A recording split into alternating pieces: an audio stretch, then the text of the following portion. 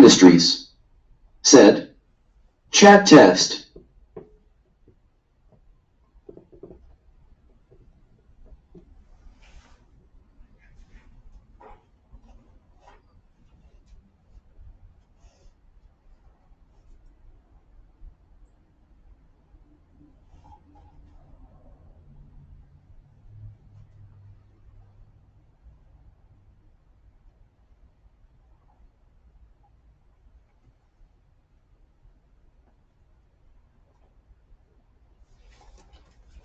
Is lost.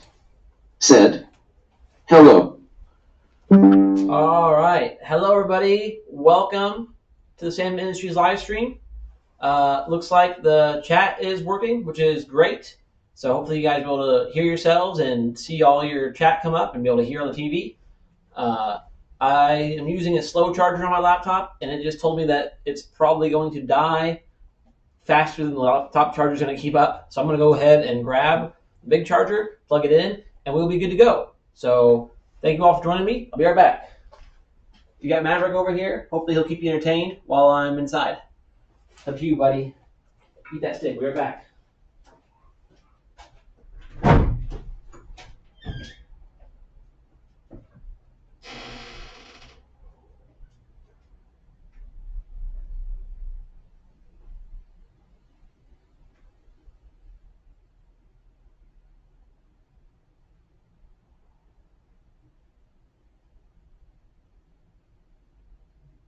Is lost.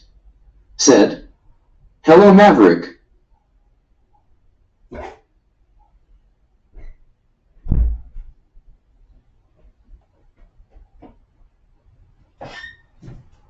No.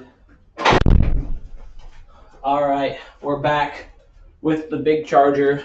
Turns out live streaming requires quite a bit of power. CPU, GPU, all very busy.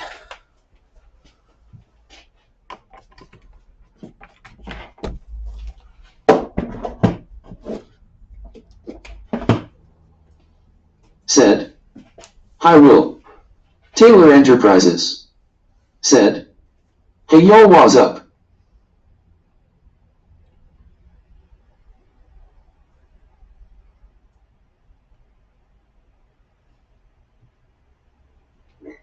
Lifted mic. Said, is it a gaming laptop? It is a gaming laptop indeed. This is a Asus SCAR ROG with a 3070 Ti and an i9-13900K. So when it's doing a bunch of rendering, it really sucks down the battery. Big No. Said, what's up? Marshall is lost. Said, I'm watching from my Festiva. Watching from a Festiva. Fantastic. That's what we're all about up in here. Glad to hear it. All right, so this is the first time I've ever used the schedule a stream option. So hopefully all my buttons work as far as like changing the scene and whatnot. I'm not sure how that's going to go. In case you guys are just joining, Maverick will be with us today. Sometime later, I think Michelle might show up. Until then, be me and Maverick hanging out in the garage. Let me try switching cameras real quick so I can show you guys just a general to-do list for the day. See if we can make this work here. Emmett. Said, watching from on the road. Isaac Rodriguez. Said, what's up, Will? Hey, Isaac, how's it going? Mama, watching from the road. Awesome. Thank you guys for joining us. Let's see if we can switch scenes here. Mimoso. Said, who is your daddy and what does he do? Who is my daddy and what does he do? Dan Salmon is my daddy, and he is VP of a bunch of agricultural companies in the Midwest. Oh, look at that camera transition. All right, so here is the basic to-do list for the day. We've got cleaning up the core support in preparation for some welding we're going to do. We've got sway bar mounts and painting because they're all kind of gross right now. We're going to try to clean up the rear beam.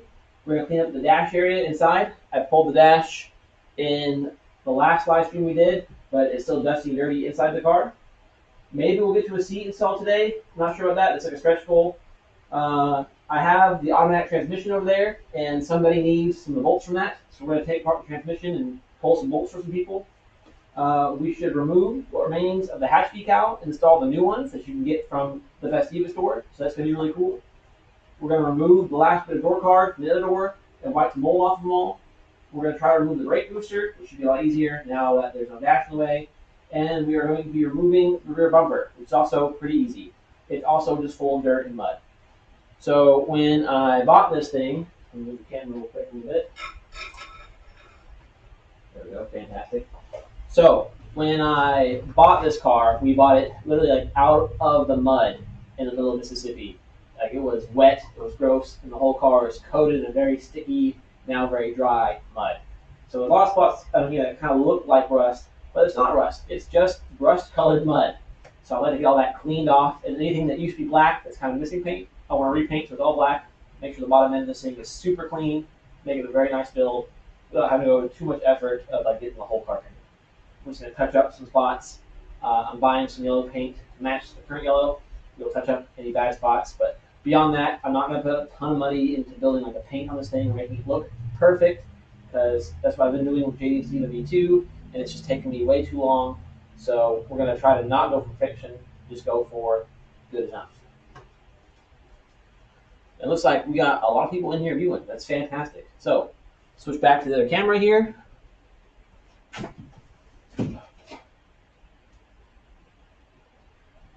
Oh, there's Maverick just looking so good. Big dog.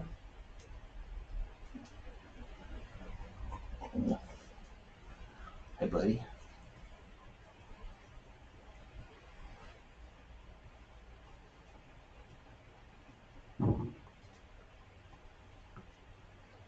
See if I can hide chat for a second and see.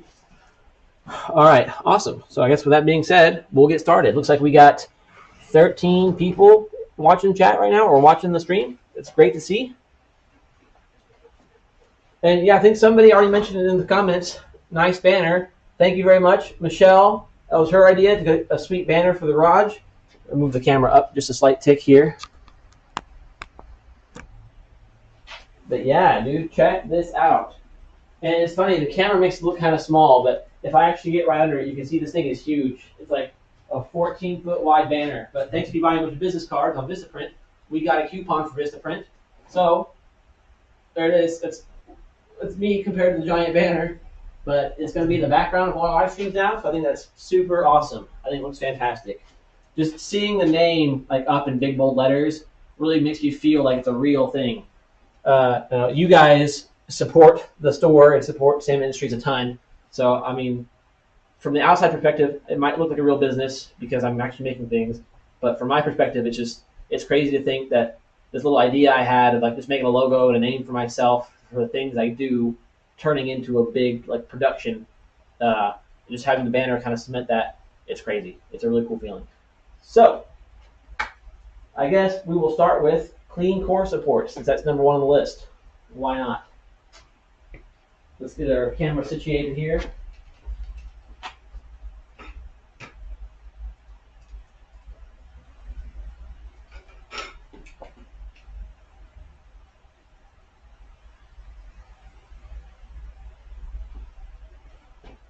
Throw another quick little transition.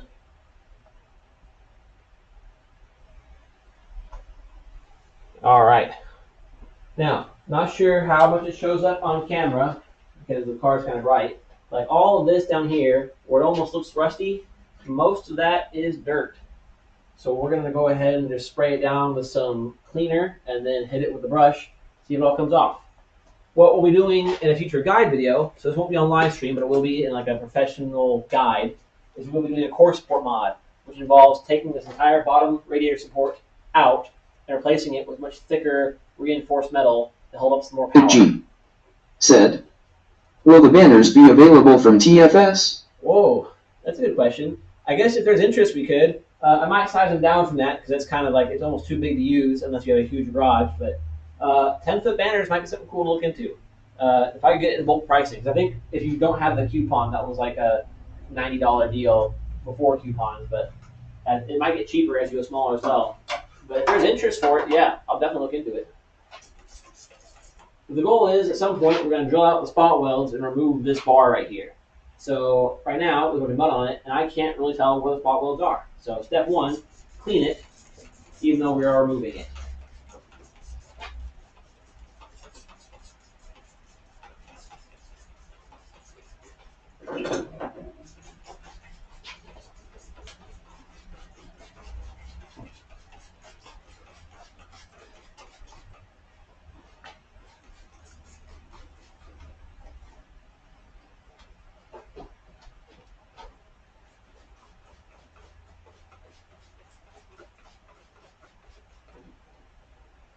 Go.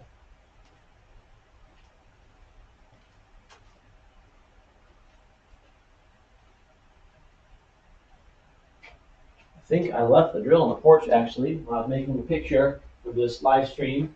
So I should grab that real quick.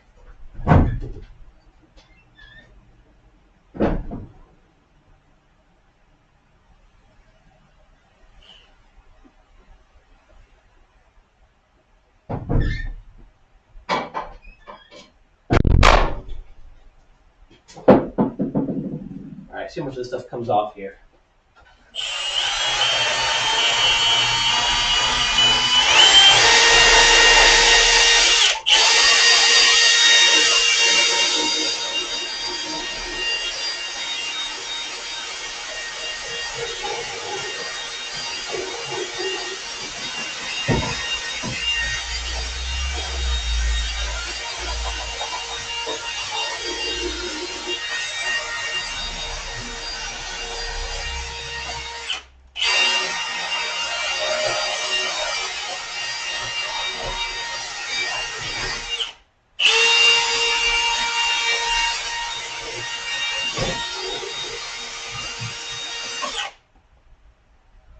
Wow, that's already making a huge difference. Get a rag out. I'm going to wet it down and brush it off. I think you guys can see, even from how far away the camera is, how much of a difference this is making.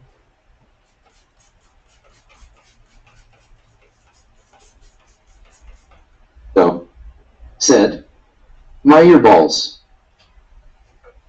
Is it a little hot on the mic?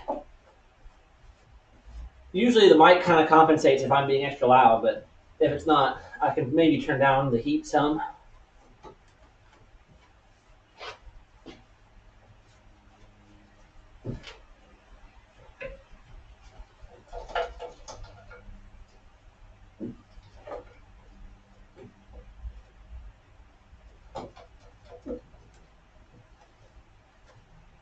Wow, that's way better. Alright, so shake the camera for a second, but I'm going to get in there for a second.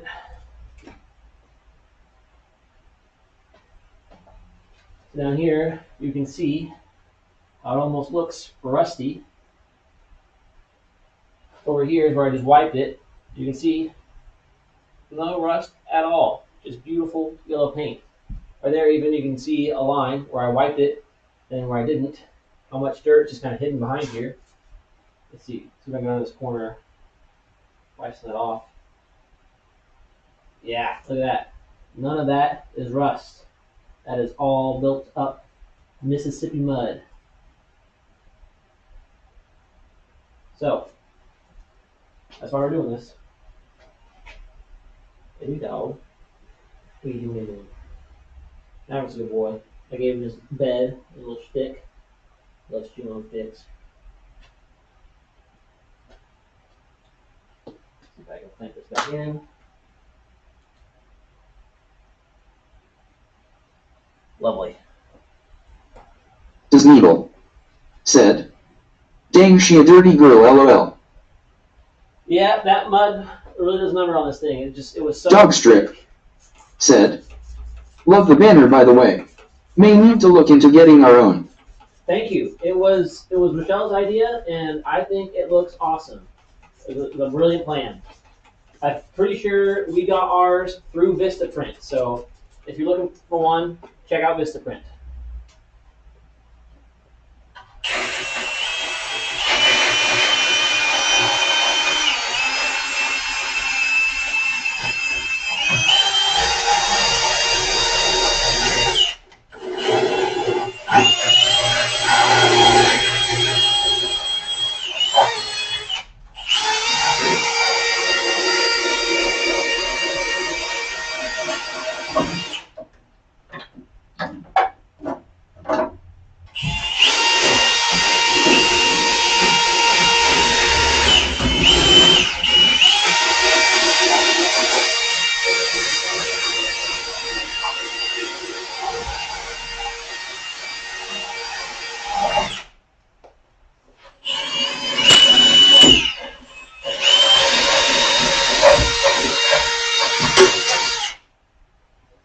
think I just launched a walnut out of there.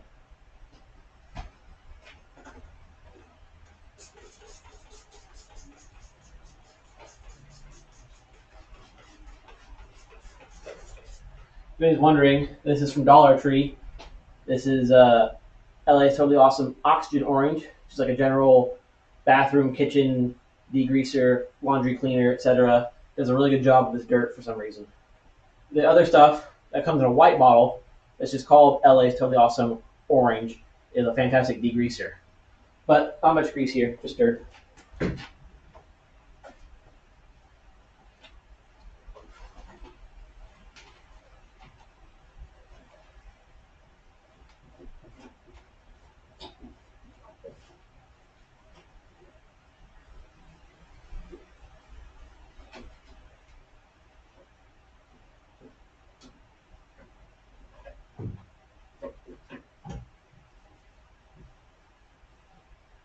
Ike said, "You're making me want to work on my Festiva, lol."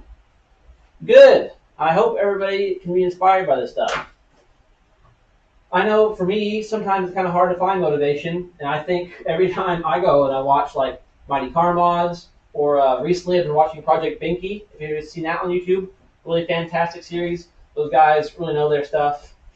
But it's really good to watch some stuff, see other people working on it, and think, hey, you know what? I should go out and do some of that.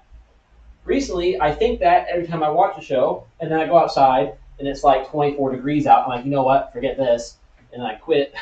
But today it's been pretty warm. I've had the heater running in here, so it's time to get in here and get at it. And it's a lot more fun when you have somebody to hang out with, just people to talk to. You know, I like to have people in the garage, and I tell them, you know, I don't even need necessarily you to come help. I won't necessarily put you to work. Just having somebody to hang out with can really make a difference. And so when I'm doing live streams, I get to interact with you guys. It makes it a lot more fun. And every person that watches this and stays for the full 4 hours gets me a full 4 hours of watch time for YouTube.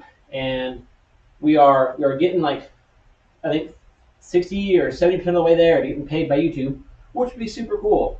That gives me the time to do less other stuff at work and do more of this to give content to you. All right, well, that actually went way faster than I thought it would. It looks fantastic. I'll grab this thing again and pull in here for a second. Look at all that. Paint looks fantastic. Working on here, I'll show you guys. Now that we've washed it, you can see spot weld, spot weld, spot weld, spot weld there. Little dot right there. Come over to the side here, we can see there's some more little tiny spot welds. So those are what we're drilling out to be able to pull this off. Because what we're doing is the core support mod. Some of you may have seen the core support plates on the store. If you've seen the pictures of those, you may recognize these three little holes are where those plates line up. Then that plate gives you a really nice base to weld to.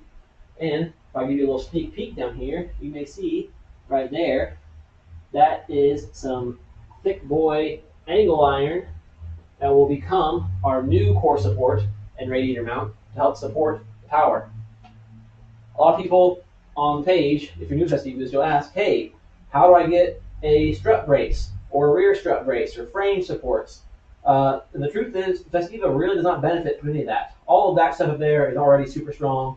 The rear has some natural flex. You actually want to keep that flex. It's very beneficial to handling. The only spot on Festiva that you want to reinforce is that piece right there. That's the part that will cause some frame flex under a lot of extra power, extra hard cornering. That's where the radiator sits. A lot of cars, it's also where you start to rust out. If you check a rustier Festiva, you will often find on the inside here that they start to rust out where these mounts are, the radiator. Like I said though, this car is rust free, and I mean, obviously again we got the mud going on, but that's really clean. So what we'll be doing is I'll probably be cutting these little tabs off and keeping these for the new radiator, just to have some nice rubber isolation. We'll be making new holes for the core support, because this is where the engine trans bolts to the front of the car. I actually have new old stock bolts from Nissan with big built-in washers that should replace the soft ones. And we've got new bushings available on the Festiva store. So this whole front end is about to be basically brand new again. Very excited for that. So, again, sorry for the interruption here as the camera straightens itself out. Yoink. There we go. All right, let's go back to our to-do list and see what's next. We might actually continue cleaning up some of the engine bay. You guys might be able to see down there, that plastic liner is still looking pretty dusty. We still got some mud built up there on the actual core support. There's our Rio rack, pretty much installed now since last time you guys watched the video. And I imported the last two OEM Festiva power steering rack boots from Japan. So while we have the booster out, we will probably go ahead, take that cut one out, install the power steering version that is shorter and should bolt right in. And you can see why we'll fix the booster as well. It works just fine, but it's leaked some fluid over its past history, and now you can see when the paint's missing, it's starting to rust. And now that we have brand new ones from the Festiva store available, we're just going to put a new one in it. Why not? So, actually, I'm going to go right back. I'm going to grab that new boot while I'm thinking about it, and maybe we'll go ahead and start cleaning off from the inside, because there's a lot of dirt from that dashboard used to be.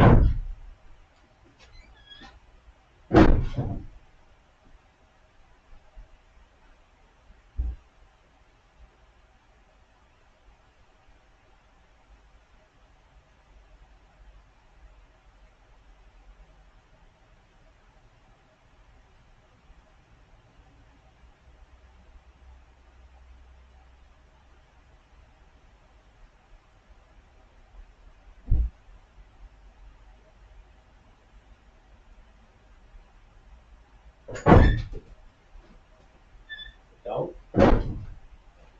All right, here we go. Check this out. Straight from Japan. One of the world's last brand new Festiva power steering rack boots. This piece is like 30 years old. It's been in this bag for 30 years. Go ahead and open that up. There it is. And then you can see just how short it is. If I line it up in this hole, you can see it's way shorter than the OEM manual one. So this should fit a lot better, and then we'll have a sound and dirt protection from where a previous owner has just slit the stock one right open. Oh, hey, there's a good view of my mustache and beard.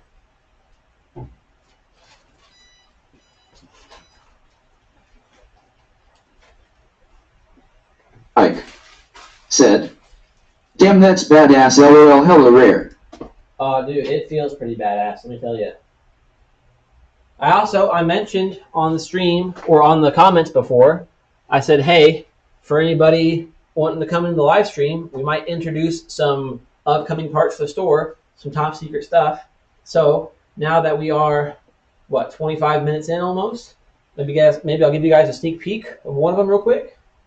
There's a bunch on this table. You guys might be able to see it over here in the corner without me picking too much stuff up yet. But if you remember from our live stream, we were missing this piece right here. This is the intermediate steering joint for the steering rack. So this goes from the rack itself up to your steering column, provided that U-joint section.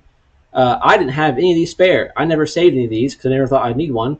Because normally, it's always attached to the car. So I got this one, and somebody had removed it and lost it.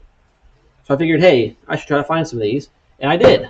I have like 5 or 6 brand new ones straight from China for Kia Pride, and these are, I'll pretend these are even better than the stock one because they're lighter and they no longer have that big fat rubber damper in them. So these will give you an even more direct steering feel and save you like 200 grams of weight for your race car. Yeah, it's very fancy, very rare stuff right there. Weight savings, very race car, no rubber damper getting in the way. Does that mean you're going to feel your steering shake even more? Yes, probably. But, we're going to pretend that's an upgrade. But very soon, you will see these on the store. And if you guys stick around, I've got 2 or 3 more other very big items that you will actually appreciate. This is, I admit, maybe a little lame. The other 2 things, very not lame. So stick around for that.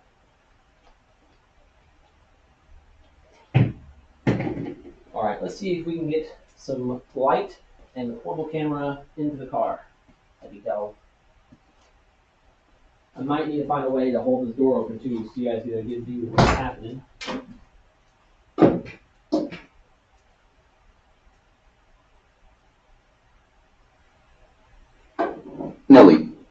said.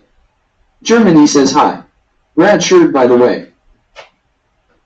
Welcome from Germany, and thank you. Peter in the group had these made, so this is my this is my yellow 121 shirt to match our yellow soon-to-be 121. Very excited for that. All right, Matt, let's see if we can find a way to strap that door open, huh? I feel like I had a nice ratchet strap holding it up last time, but I'm not sure where I put it. Do the lashing strap. That might do the job. Or I kill my camera again.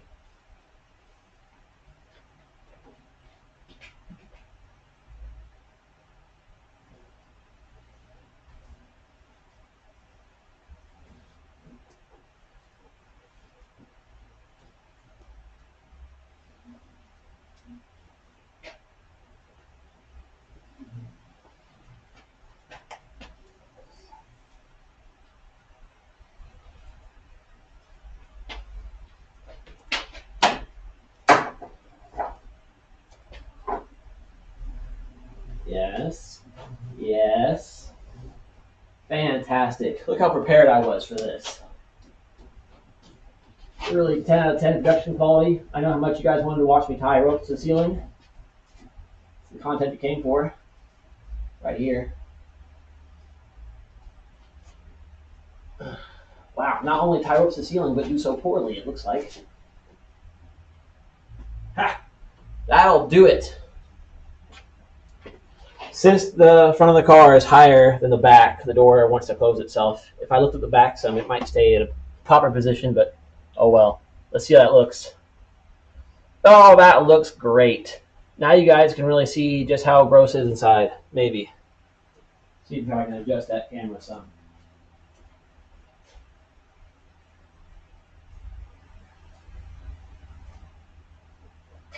Grab my trusty spray bottle and rag again. It might be kind of hard to hear me when I'm in the car. I'll try my best to shout.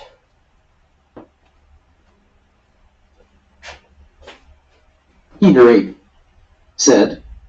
Orange ratchet strap, face blue white eyes, face blue white eyes, face blue white eyes, face blue white eyes, face blue white eyes.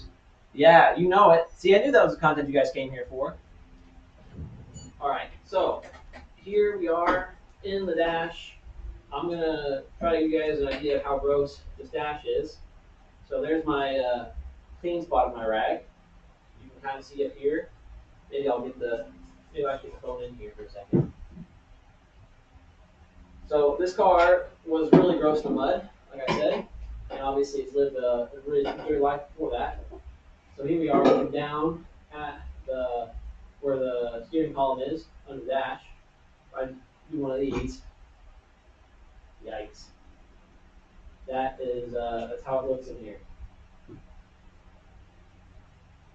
So that is the whole dash. Everything in here is covered in nutty dust like that. And you can see over here our defrosters. Same deal. The airbox definitely didn't. Oh, that's gross. I'm leaving imprints in that foam. It just turns into dust. And the same down here. All that really gross stuff. Absolutely everywhere. If I come back to the door card, I'm pretty sure the door card has just actual mold on it. Yeah, there we go. Pretty sure that's mold. Do the same thing here, and yeah, that's really nasty. So that's why we need to clean the inside. Hence the stream being the cleaning and painting stream, because all of this needs cleaned and or painted. We'll probably also go ahead and pop the ECU out, maybe get some more engine wiring out, because we don't need it since we're going V6T. A lot of that's getting replaced. And then I might go ahead and pull out this nasty mattress floor down here. Was the interior complete on that car? No, it was not. It was already missing a seat. The back seats were ruined. The driver's seat was ruined. It had no carpet, only a few of the rear plastics. It had the dash still in it. It had the door cards still on it. But the door cards had the same mold that I just showed you, basically. So not fully. Fox Garage said, "Good afternoon, Will and crew." Good afternoon to you as well, and good afternoon to Canada. Look at that. We're already representing 3 countries here. We got Germany, USA and Canada in the chat. That's fantastic. I think last time we streamed, we also had Argentina. Super cool seeing this go international like that. All right. So I think I will grab just a dry brush for a second. Maybe we'll grab the vacuum. Also, don't forget your diet dew. It's very important for our stream. We're going to need a 10 mil to remove the ECU. And I see that our little bracket down here on the floor is also still in place. That's going to be a 10 mil to get that little center bracket out of the way. And we'll start pulling the harness out of here. We might even attempt to pull the heater box. I've only pulled the heater box once. It was kind of a pain. But it might be worth getting it out of the way and getting it fully cleaned up, just in case any of the mold I see on here has made it into the car's HVAC system. I do not want to breathe that.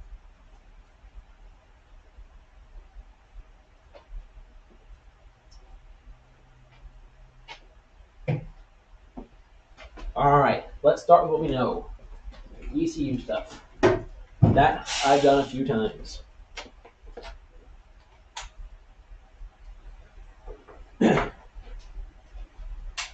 And I mentioned this on the last live stream we did. Mike It bears mentioning again. said, "Hell yeah, diet sodas for the win." Yes. If anybody else out there is diabetic, shout out, my diabetic brothers. We went over the ECU a little bit in the last one, so I'm just going to talk about it again real quick. Basically, the ECU is only held in with 2 10 mils on the bottom, and then it sits on a hook up here on the top of the dash. So to get it out, you can do it with it in the dash. Basically, your speaker and fuse box can sit right here. Go straight behind them when you're in the dash. You'll see a 10 mil on the bottom left, the bottom right.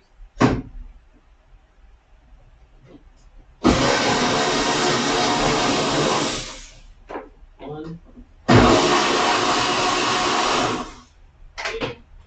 I'll go ahead and unplug it. Just 2 plugs. If you have an 89 auto, you will have 3 plugs. I'll put it down a little bit.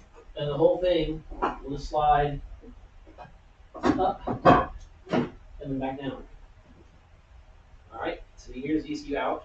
I'll bring the camera in a little bit, maybe.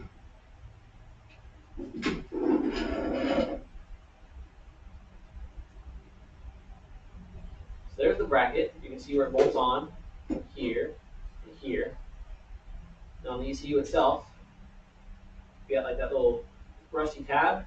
It's like a little pin, a little clasp.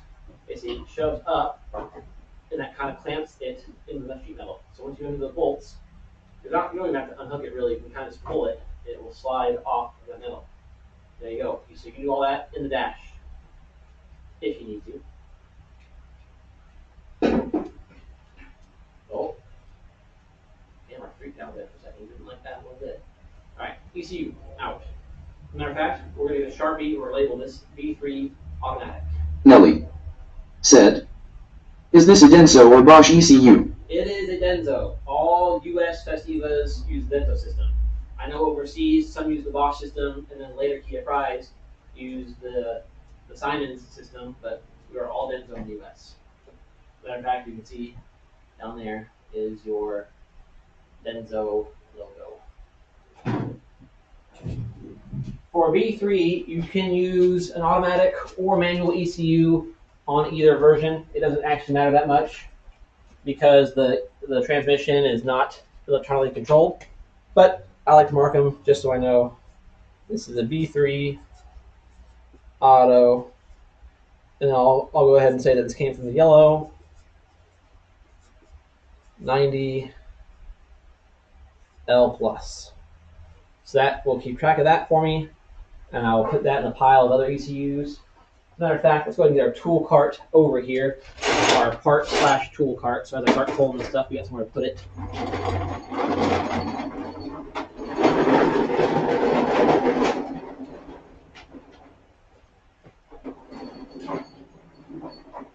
I'm also going to go ahead and grab our DACA with a screwdriver bit. Again, I mention this every stream, and I'm going to keep mentioning it until you all buy it. Make sure to use a oh hey look, I can see myself through the gap over here. Make sure to use JIS bits, not Phillips. Use the right bit on Festiva, you will never strip a screw again. So back in we go. Continue this strip down journey. I think we can go ahead and pull this column out. Might as well. It's a little rusty just because there's no paint on it, so it's got surface rust like they all do. So we can kind of scrape that off. We can unplug our ignition, our lock cylinder here. So that's just part of this harness. You can see all these plugs. As a reminder, if for some reason your ignition is not working or your car has mismatched locks in the doors, if you just want like a whole new setup to make sure all your keys match, we have these available on the Festiva store right now. It comes with all the door locks, hatch lock, ignition, and 2 keys. Great deal. Okay, so down here should be, I believe, 2 12s holding the column on the base. Yep, so we will go ahead, get those on here.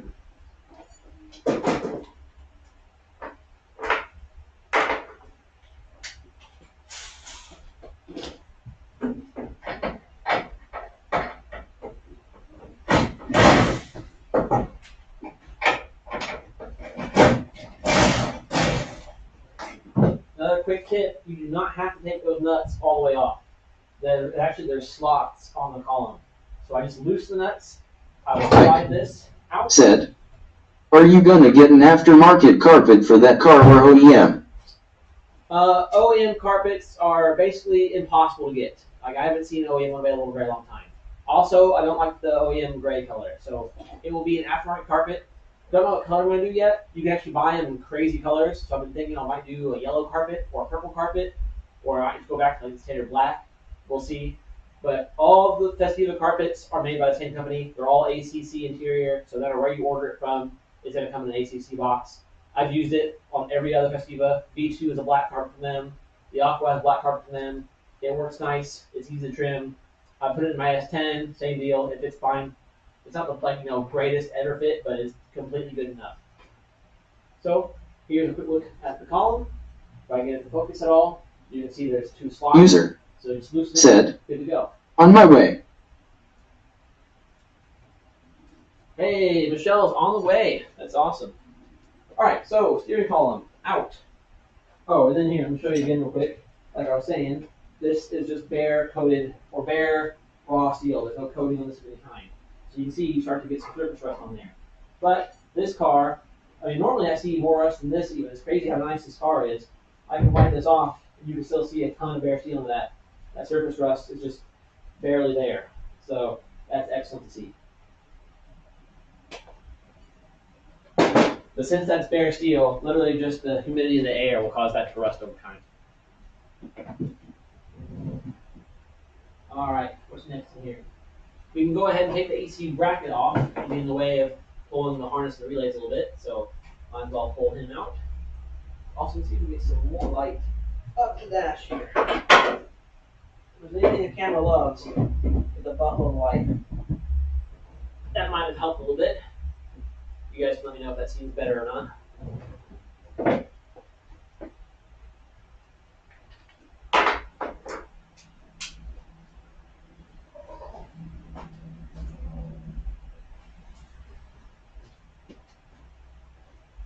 Actually, you know what? Organ said, what's up, dude? Hope you and Michelle are doing well. Hey, Ryan. Welcome to the chat. We are doing pretty well. Thank you. It's been a long time, brother. Glad to have you on the stream, though. Really cool to see some familiar faces in here. Get his quarter reach over.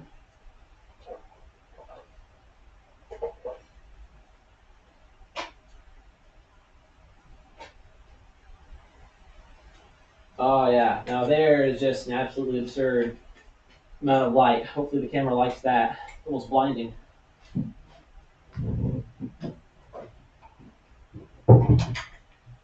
Actually, my reflection from my knee here might be causing it to actually make the camera dimmer.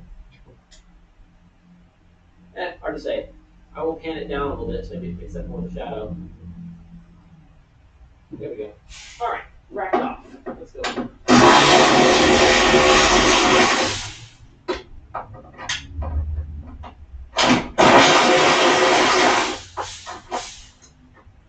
So the B6T, its wiring harness actually comes in from the passenger side of the Capri. So I think what we'll probably do is mount the Capri ECU closer to the passenger side. Therefore, I don't really need this bracket up in here. Now that gives us a lot more access to the big clump of relays up on the dash. This big clump of wiring here that goes to the fender well. Get a fuse box out, stuff like that. And I'll toss those into our parts. Nice. Let's see what we can pull next. We can probably go ahead and try to get this hose out of here without tearing up the defrost end. These get really fragile in the sun. You might already see this one's chipping. Right here it's all dry and chipped. I think the piece coming off. It's hard to find these in good condition anywhere that there is sunlight. That screw is kind of hard to get out since the windshield is in the way. We might end up leaving it in place for a while to try our best to clean it. But we can pull this piece from our tier 4. So there's the little Y splitter out. Away. Get in here. Pick it up. Turn it. Unlock it. There it is. Pull off there. If you look really close at these, there's actually little arrows that you can see line them up. They go in and twist, kind of lock up. So you just line up the arrows, pull it out. Not too bad. I wish this was removable to help you able to see what we're doing here. But this is well the body, so that stays. You can see right here, this is that gross mat, the firewall mat. We might try to keep it, remove it, clean it. It's still covered in mud, but we'll see. It is already ripped down here at the bottom. That's what happens. What it is. I might try to get the camera in here and look up into here to see what we're doing up there. But for now, let's go ahead and undo some of these zip ties. These are the reusable kinds. Just unlock the zip tie, pull it out so it stays in the body. Pull this out of the way. Over here, left the release tab. Pull them out. Then coming down here for the AC box, these are the AC wires. So we've got down here, this goes to the pedal, so that way the car turns off your AC with the throttle. This one goes across to the evaporator. This one holds the inline fuse, unplug him. And then there's one that goes into the resistor pack on top of the heater board. And this one goes into the fan itself, the motor. And there it is. Now that's out of the way. Just them off to the side, so we can keep going through the dash here and get rid of all this nasty dust. I will go find an extension cord and vacuum. Maybe it'll start brushing the dust off of the vacuum. Because that is going to clog my rag in about 10 seconds flat. So I'll pull all these tools out and we'll get the vacuum going. See if I can find my vacuum attachments here. Pull her back to scene 1. I have a brush attachment for the vacuum that I have not seen in some time. Look at that, it is in here.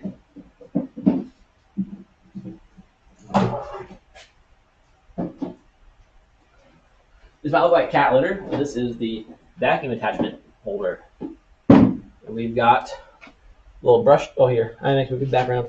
We got a little brushy attachment, a little extension to adapt to the big shop vac, and I think I left the shop vac in the house, so I'm gonna run up and grab that real fast.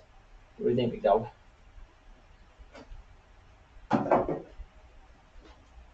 All right, 30 seconds. Start the timer. Now can you go outside? All right, let's go.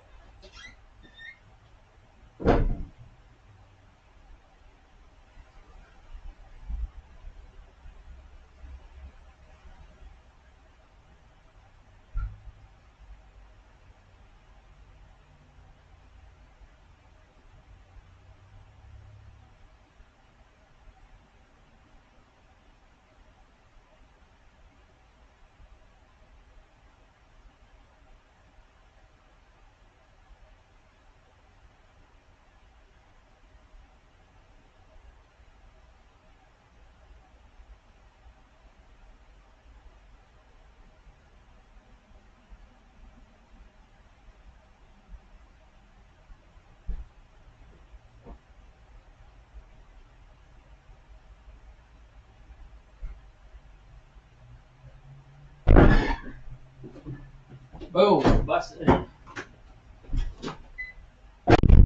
All right, Maverick decided he liked the couch more than he liked the garage. I don't blame him. So I think he might hang outside for a bit. I'll go ahead and empty this out from not blowing whatever old dust is in here. Ah, yes. It is a massive wad of cat hair.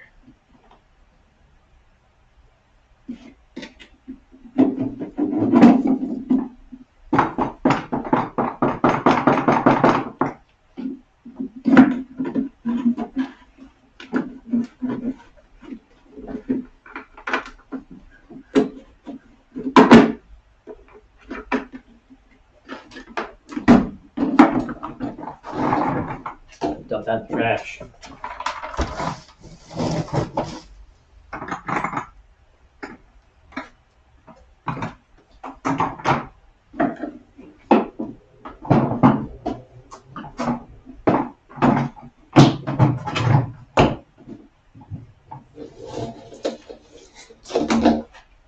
This trusty shop vac is an ancient Craftsman that Michelle found at Goodwill for $13. I think we've had it for 8 years now. Thing's still kicking.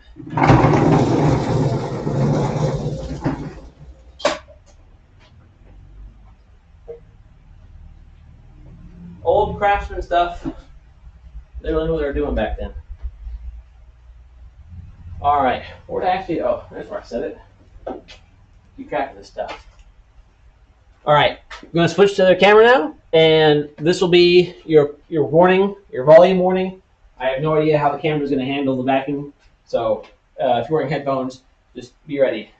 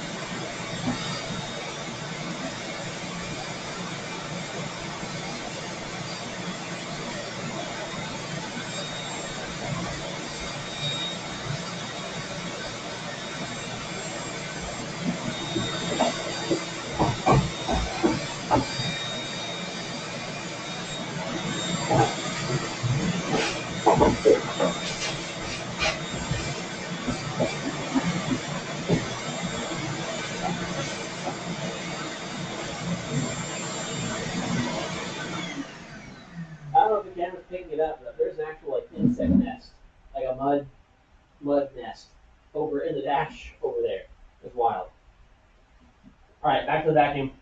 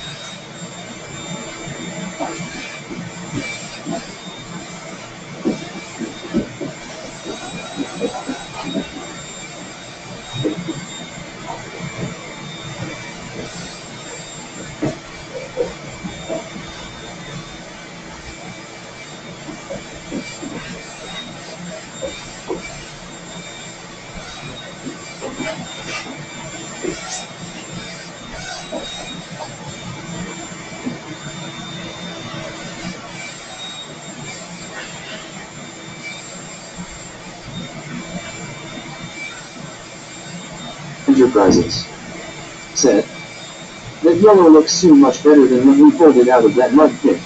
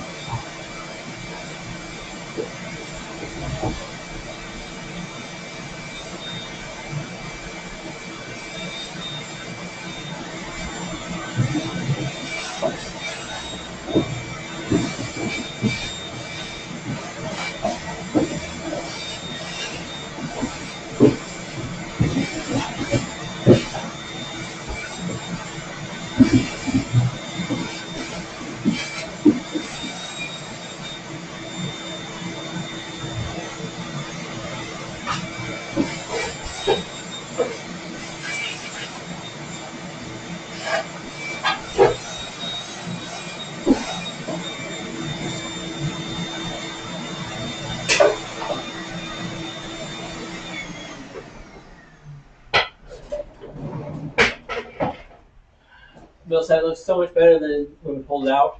Oh yeah, so much better. And we even spent all that time power washing the inside, but just pulling the dash revealed, all the same nasty dirt and dust for the second time. So gotta get all that cleaned up.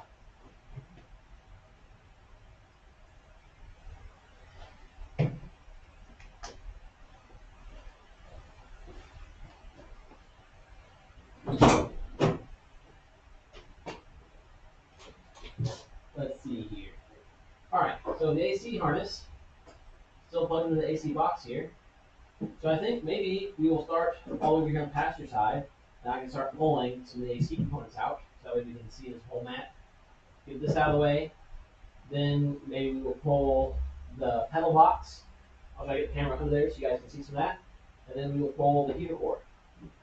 So that should be some good stuff. And we'll pull these two guys here. And almost all of that should be 10 mil. So I'll get the 10 mil out. We will leave this harness so we hold it. This is the engine bay side. This was the steering column side.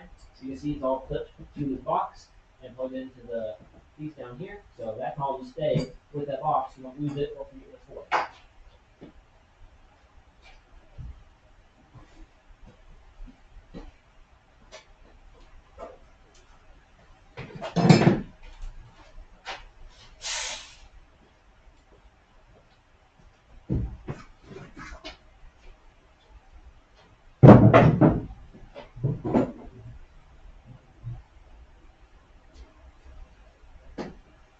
Matter of fact, let's see what we can do for camera angles here now. We're working inside the car. So I'm going to switch back to the main camera so that you guys don't get nauseous watching me knock this whole thing around a bunch. We will fold up the tripod a little bit and shove it in the car. See where that gets us.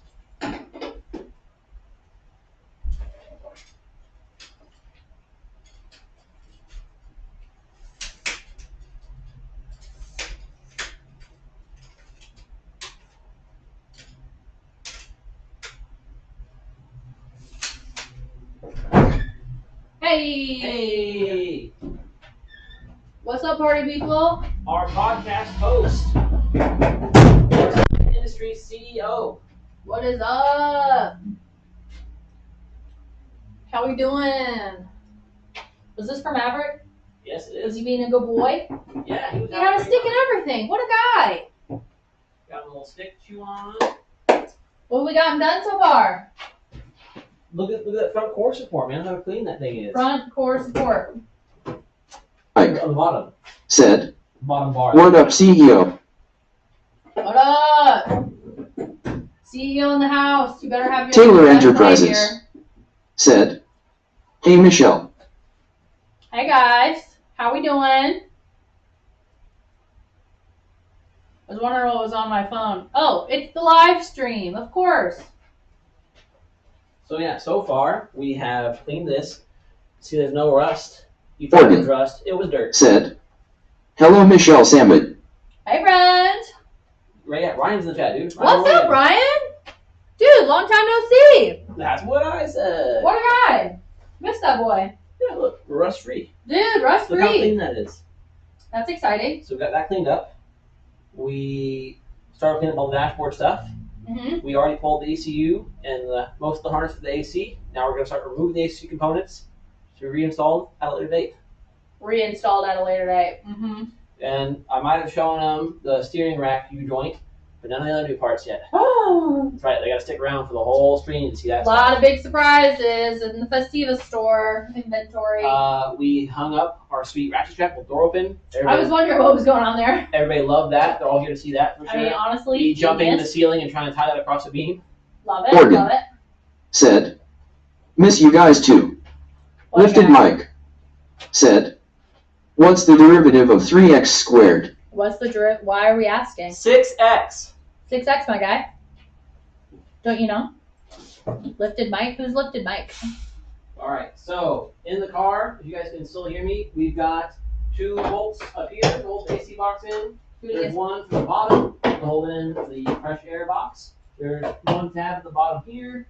You want me to switch And scenes that's for you? mine. Will? Oh, yeah, please do. I thought, I forgot I didn't. He forgot to switch scenes. He's over there talking to nobody. Scene 2, please. There we go. Okay, so we got a nut here and here for the evap box. There's one hiding up here that holds in the fresh air box, and then a tab down here on the bottom. I think that's all of them. Let's find out.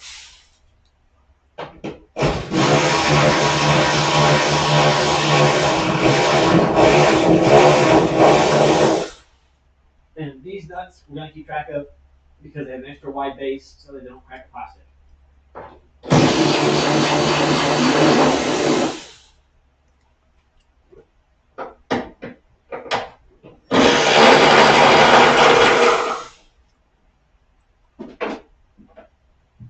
Will the banners be available from the Festiva store?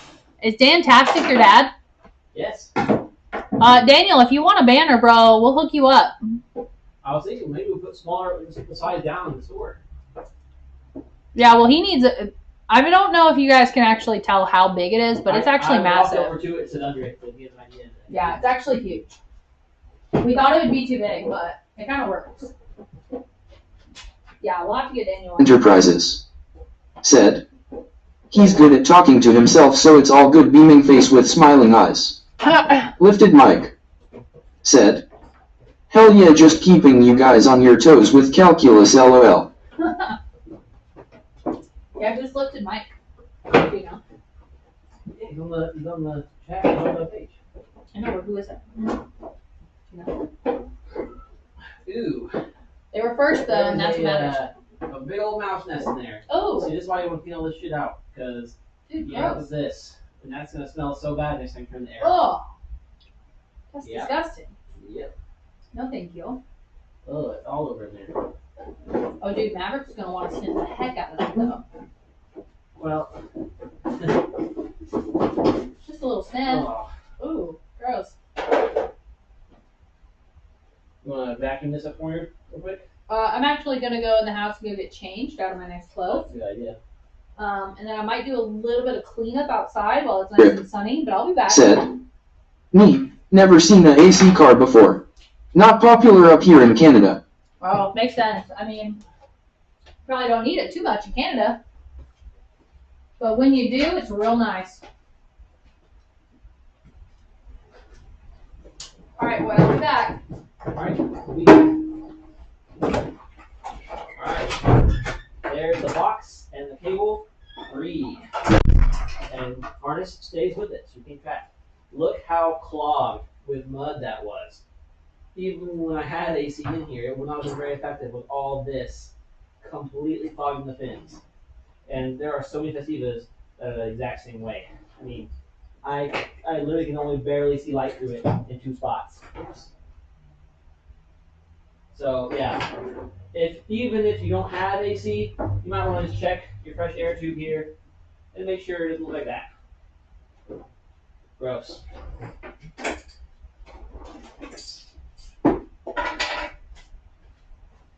All right, we're gonna vacuum that before I cause some sort of ecological disaster. And then I think it might be smart for us to not lose these. Just put them back on the stud where we found them.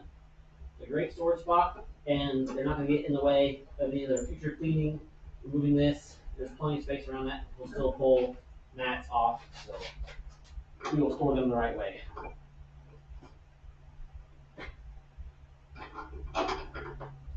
This is not an AC removal guide, of course.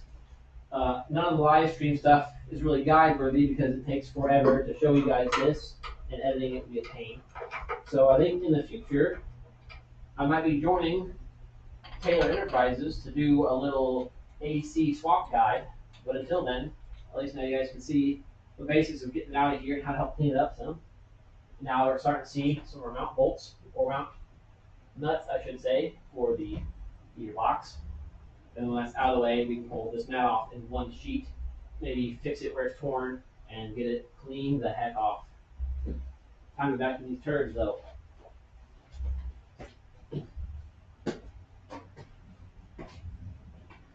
Loud noise warning, once again.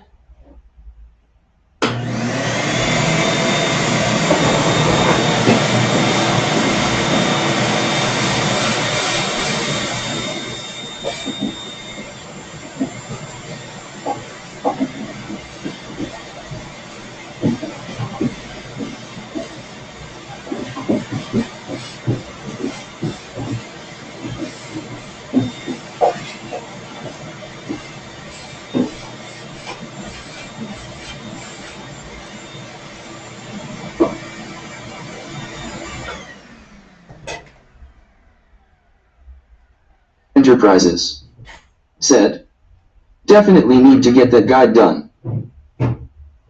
Yes, and that guide will happen. We are going to do it.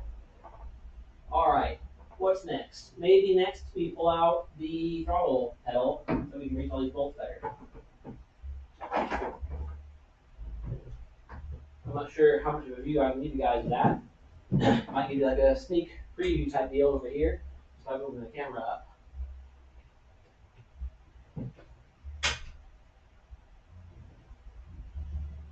Basically, so there's our speedo cable, moving that away. Alright, so now looking in here, there's the throttle pedal. So pedal just sits down here. Then up top, you've got the cable, and that just pops out. So this little blue thing will pop out of the pedal. I'm gonna get my pliers out here. Organ said, how is the OG Festiva? Haven't seen it in a while. My very first one, we actually, somebody pulled out in front of me. I think this was 2018 now, and so it was totaled from that. But its predecessor, JD Festiva V2, is actually just off screen right now, getting all of its goodies put in. If I move the camera here, maybe right there. There it is. That's going to be basically the focus of the whole channel this winter and most of next year. This one we're working on now, this yellow one, we're hoping to have done, or at least drivable, by mid-spring for autocross. So yeah, there's the pedal. There's some bolts holding that in. We're going to take it out of the way. It's got a sensor bolted to it. We already unplugged that. Like I said, it's the AC. If I can move this even further down here, we can get a look. There's those nuts that held in the steering column that we loosened earlier. Then here is the whole bolt bracket. So this bracket holds the brake pedal. And then if you have a manual, it will also hold your manual pedal. I have a manual pedal box in my park storage. So we'll be taking this all out. That way we can put the manual pedal box in. So we're removing all that. And then if I move down a little bit more, right above, this is the brake pedal, goes to a rod right here. That right behind this, where the brake booster is, you can't really see it. There's the 4 nuts that hold the brake booster on are hidden right behind there. So we're gonna pull those off so the bracket can come out and the brake booster can come out. And then while we're in here, oh, lost the camera. So camera cut out there because my phone really wanted me to do a software update. We're back now though. And also while we're down here, once all that's out of the way, this metal thing here is what clamps that torn steering rack boot into the car. And since we're replacing that, we'll want to take that out to replace that boot. And all that will become more obvious as I get some of these parts removed. But since I can't provide a great view of this with my current tripod setup, I'll probably just do it with the general overview. Sorry, like I mentioned before, the live stuff isn't really a guide per se. This is just me getting some stuff done in the garage and taking you guys along. So I'm not going to spell out all the steps perfectly. Eventually, I will probably be doing a guide. I have a little parts car for this car that I'm pulling out a ton of stuff for. That car will be doing an actual guide on how to remove every bit of the interior. It's super rusted out. The interior is still there in decent condition. So I'm going to show you guys how to strip every single thing so the shell is nothing but metal, not a bit of plastic or rubber left. So be on the lookout for that. We're going to need 10s and 12s for pretty much everything down here. So I will go ahead and start. Let's start with the brake pedal, get it the heck out of the way. And maybe this wiring harness too. We're going to clip right here, goes to the brake pedal. That tells your brake light to turn on. Morgan It's out. said, Move it. "Gotcha. Sorry to hear about that. We almost went to Springfield in that thing. I've switched my obsession to snowmobiles, lol." Yeah, it's funny because the first one, V1, I took the thing all over the country, so it definitely lived a full life. But I saw your snowmobile post on Andrew's new page, the Icarus page. A lot of cool motorsport stuff. I'm really hoping to see some great stuff as Andrew tries to grow his new channel. That's very exciting. All right, let's see if we can get this pedal box the heck out of here. It's probably going to involve me on the floor, which is probably going to mean I want to get this and this out of the way so they don't stab me in the back.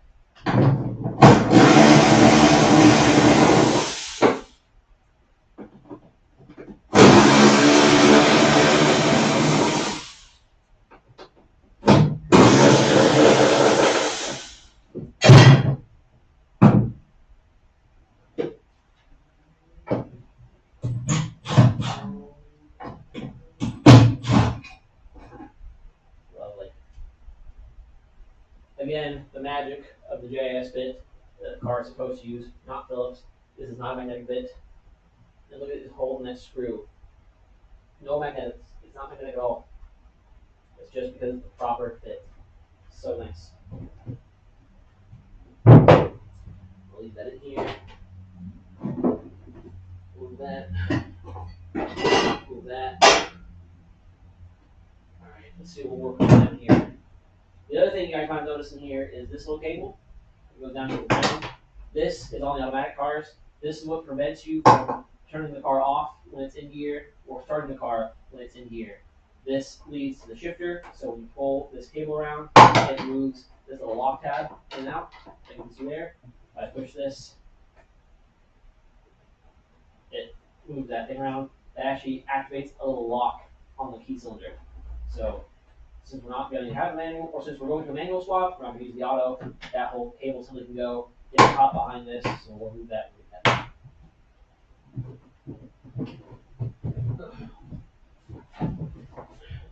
Let's see here. Get our 12s. We might need the long extension to get all the way in to those brake booster bolts. The brake booster bolts are not too hard to get to. It looks daunting at first because it's kind of cramped in there, but if you have a decent sized wall extension, it makes it a cinch.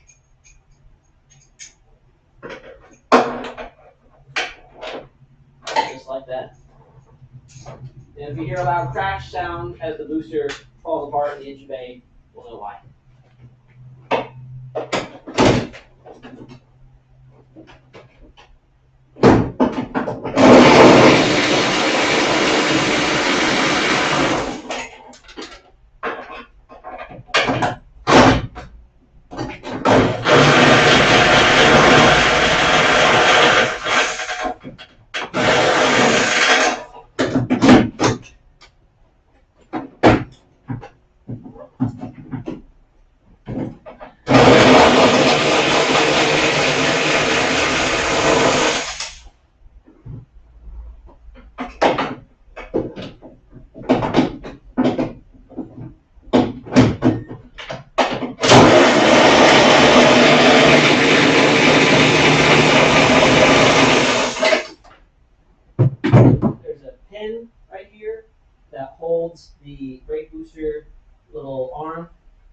into the pedal itself.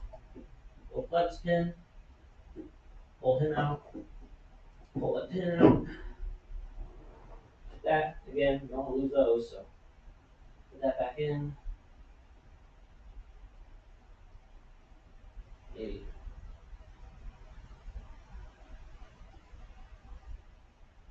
See, this is why it's a pain to do stuff live. If this were recording, I would just cut the part where I do this successfully. Instead, you guys can watch me struggle with that. Alright, that's in. Pedal now goes into nothing, as we expected. Let's go to the other side real quick.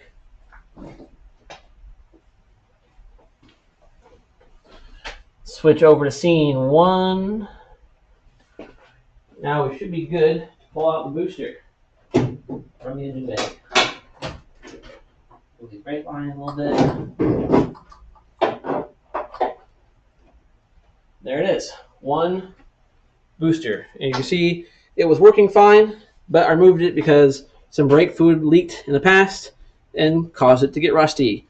I could paint this and whatever. I'll probably save it for parts just in case, but there's brand new ones with brand new paint available right now on festivastore.com. So if you need one of these, go buy one.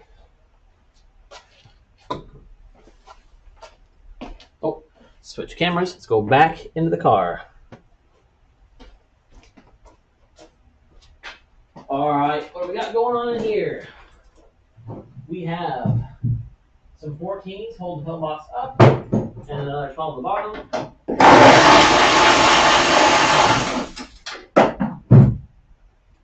More of those 12s again? Ah, there we go, 2 12s.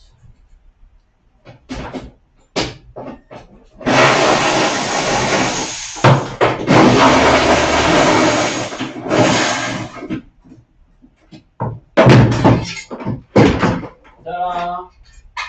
1 pedal box. Look at that. There's another wasp nest in here, hidden way up in there. Again, you'll see some light rust because this is straight steel, no coating of any kind. But look at that. On the back side of the cable rubbed it, still shiny. Fantastic. So this is where your booster goes in. Those are the 4 nuts we took off the booster. There's a nut on the bottom we took off, and then there's 2 bolts up here at the top. We took those out, and the whole pedal assembly is now free. Easy as that. Now we can see our throttle kick pedal really easily. Like I was saying before, we got to pop out the holder. Little blue plastic thing here. Let's see if I can get that popped out.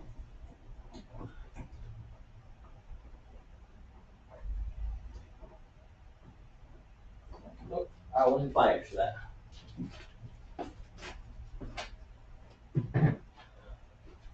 Another Festiva store plug here.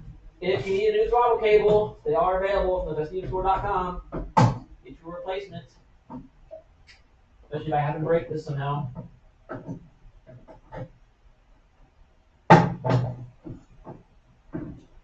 Okay, he is out of the way. So the bracket's a little bent. Just gonna bend it back.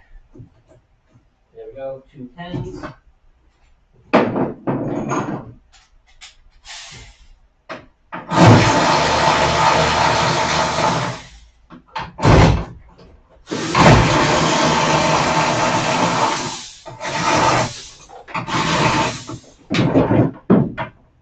There's 1 throttle pedal. Same deal, rusty bracket, bare steel. That'll happen.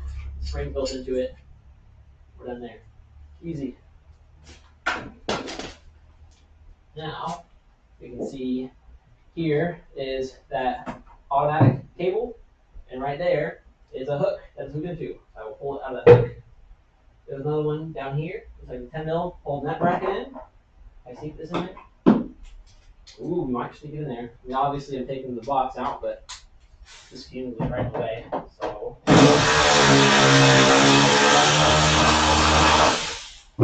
Boom. Mike said, when you work with your suppliers for parts, do you send them an old part?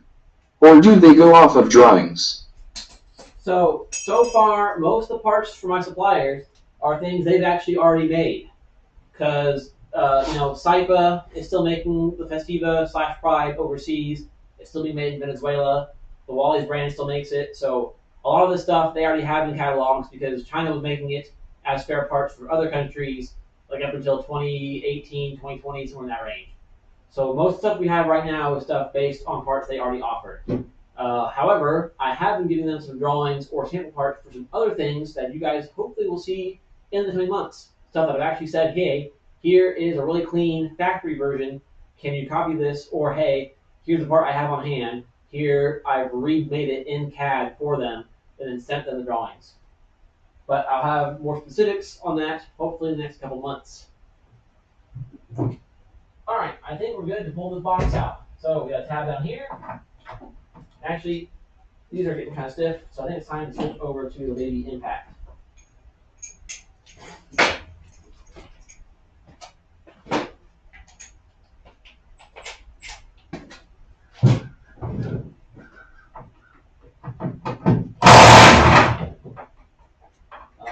Take a quick look at that. Another one here. Easy. Another one down here. Fantastic. I think it's those three. And of course, make sure you've already disconnected the heater or hoses from the other side, because those are going to hold it in. Because the heater or pokes out the firewall. Oh, here's our antenna, the radio. I'll clip him. Oh, easy as that. Alright, there is our heater box assembly. So, there's the fan, and you can access that from the driver's side by turning here. You can see there's just 3 Phillips screws holding the actual lower motor in. These are still available online. Here is the resistor pack. If you have had one of these, I have found a source for these, so hopefully I can get those on the store here pretty soon. You can see here one of your adjustment levers. I believe this is for the hot versus cold. Over here, we've got more levers. This determines where it's going to blow.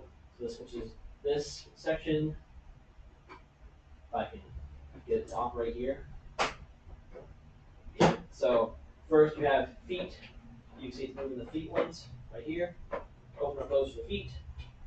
Then once it's in place, then it starts to unlock the face vents. Open or close. Looks like there's a penny shoved down in the vent.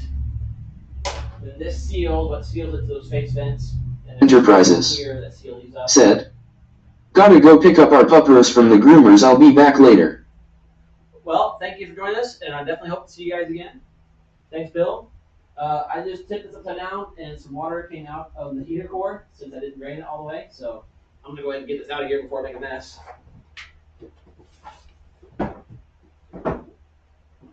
All right, now you can see basically, besides our wiring harness being in the way, there is the entire big black floor mat thing. Over here is where it ripped. This should be connected right there, and down here a little bit. So we can kind of stitch that or tape that, whatever, not a huge deal. The extra flaps kind of dangling. I might cut some of that so my feet don't grab it. But this is held in with these cute little clips. So these, you can unscrew them from the screw posts. I'll pull this one off so you guys can see it.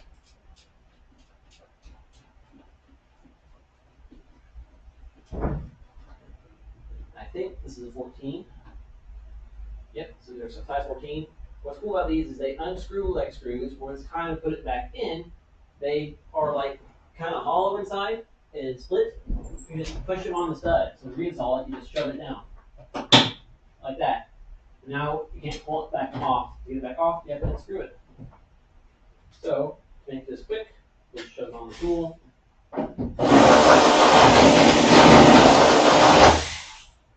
Maybe not. The tool's too heavy, it's not letting it unscrew. We'll do it the long way.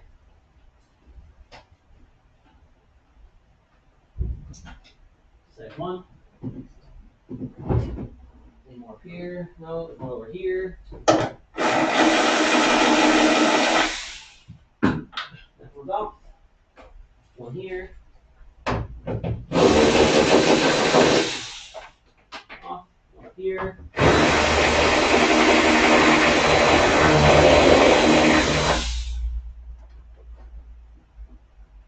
Deal. I only got half off. I bent my finger off. I think that's all of those. There's also 2 black ones that have like tiny internal screws.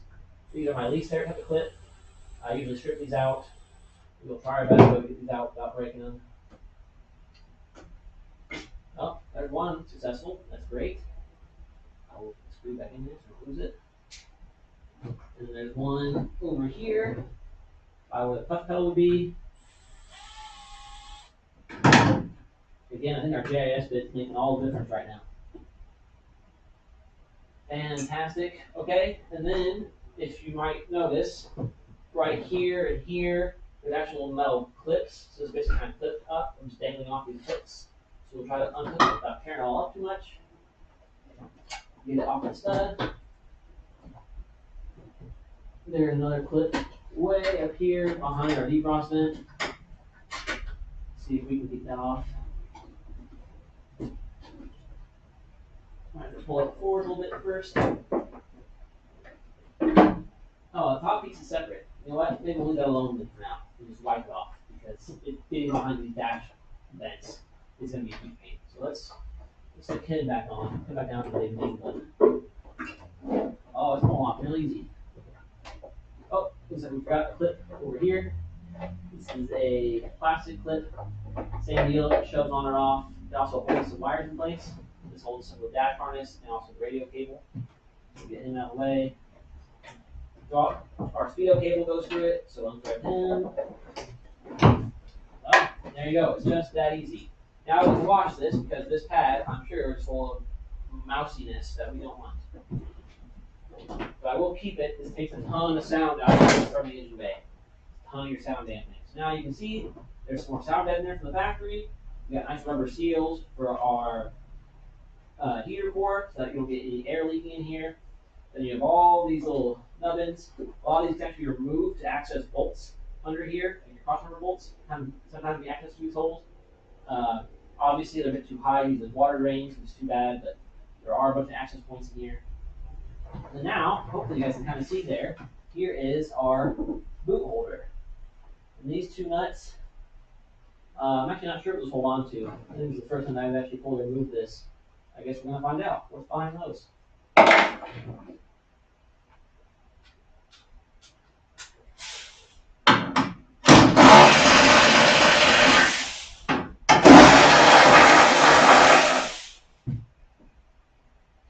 I'm also not entirely sure if this varies between auto and manual. That might be extra reinforcement for the manual pedal box. That's something we'll check later. 410s.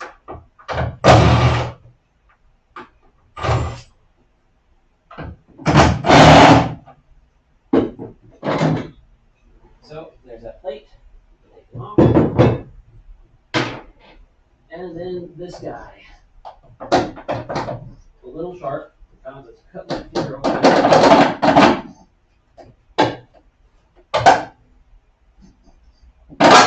Boom. That's off, and now you can see there's our rubber piece. Just chilling. There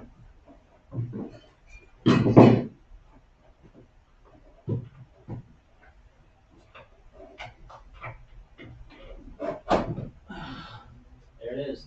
The rack boot. You can see just how split that is. Now we can make sure the piece that I ordered from Japan fits this. Because I'm not actually sure if it's for a left-hand drive or a right-hand drive car.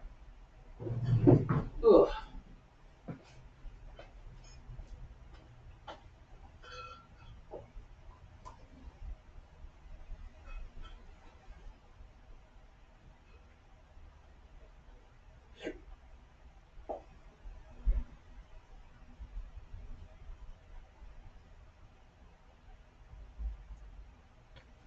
All right, so yeah, that's something I hadn't actually considered when I bought it. This might be a right-hand drive boot. So if I switch over here, if I face these so that they're in the same line, you can see one tips to the left and one tips to the right.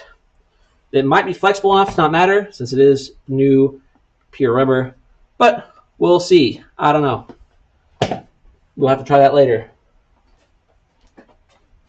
Oh, on camera. We'll switch back to the inside and see what we're working with.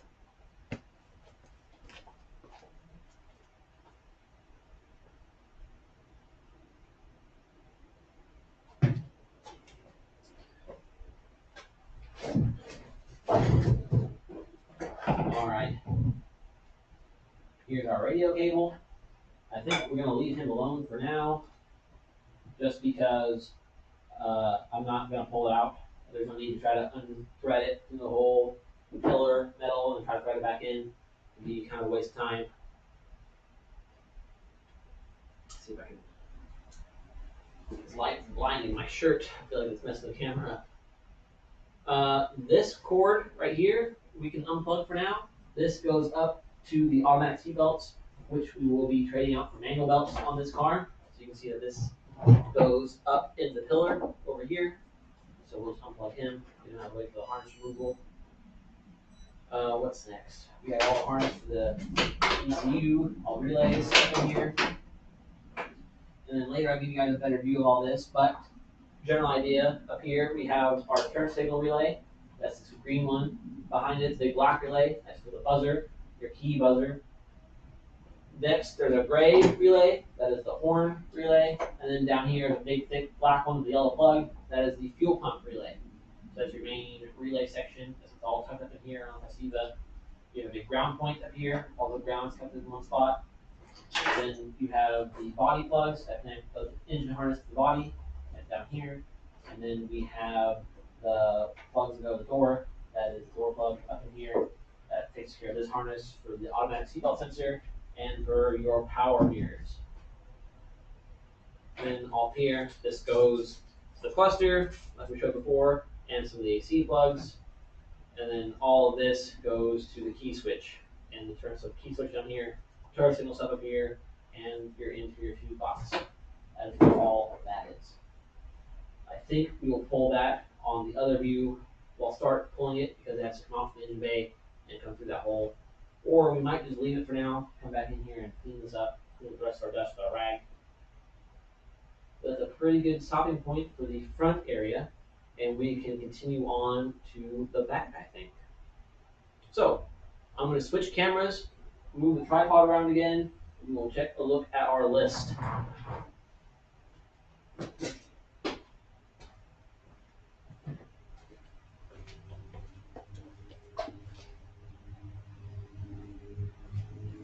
All right, dude, we're making great progress. So, let me bring our list over here. We've got clean core support. Dude, we did that. Fantastic. Clean dash. We are mostly done with that. I'm going to go ahead and mark it off. We'll come back with a rag here in a bit. Remove hatch decal, remove door card, remove booster. We did that. Done. Remove rear bumper. That's something that we can do quite quickly, so we will do that. Then we will start looking at how we're going to clean the rear beam up. We need the bolts from the automatic transmission. You know what? Let's add a goal then. Let's add remove automatic seat belts to this list.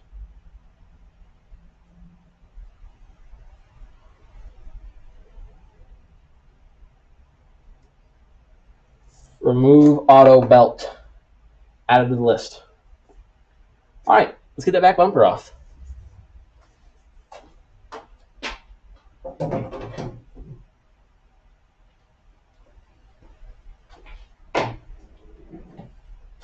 Probably mostly just going to involve turning the camera around and turning the lights around, honestly.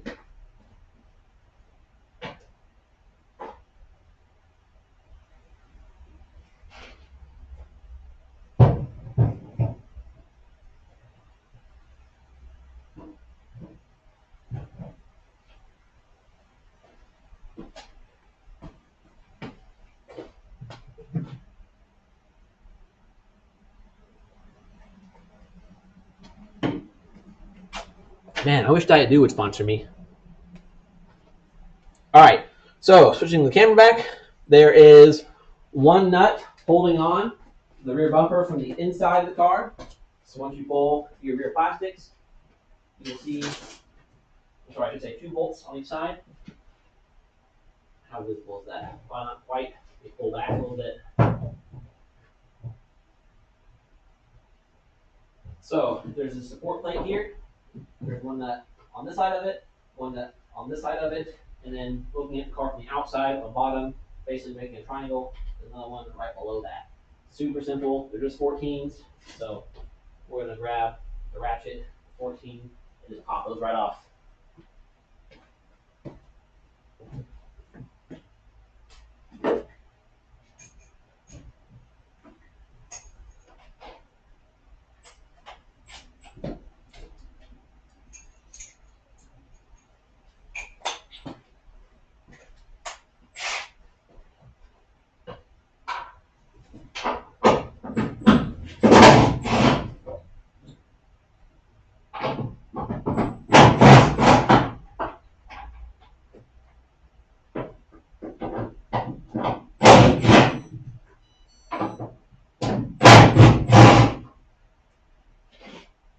Alright, all the top one's done. Let's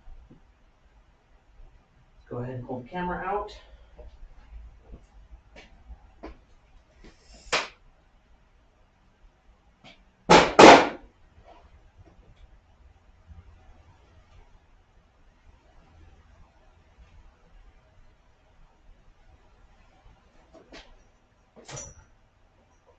Alright, now we have at least some lighting back here.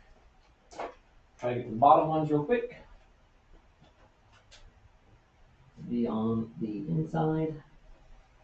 Or lost cords. There we go, a little more light. It is blinding, I don't know.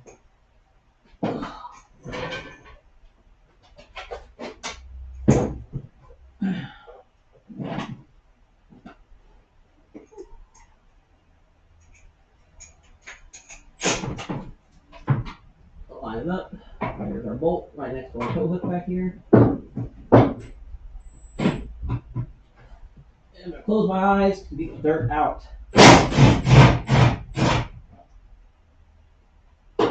Nice. Same thing over here. There it is.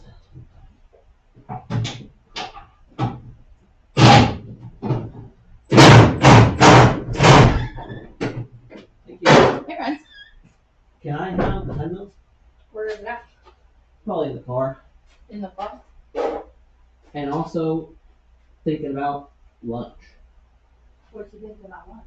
I think my pump's beeping at me, so. I wonder. Go to bed. Oh, thank you. All right, now I'm switching to the 10 mil because we've got those two tiny little brackets that bolt up by the fender to make sure the thing stays straight. This one's already broken off. If you have a rusty car, again, these are the brackets that are going to snap. You're going to break these little bolts. It happens to like all of them.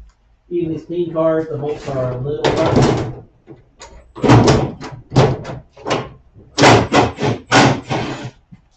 Hopefully we're good to go on this one. Alright, I can crawl back out of here.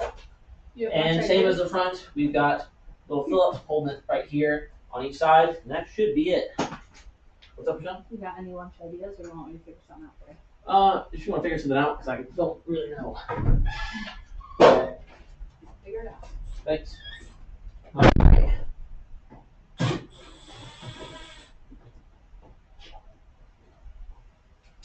There's one.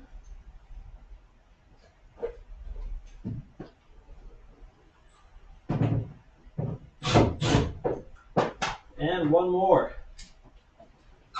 Now, the whole bumper with metal in it should pop out. Be a little heavy, but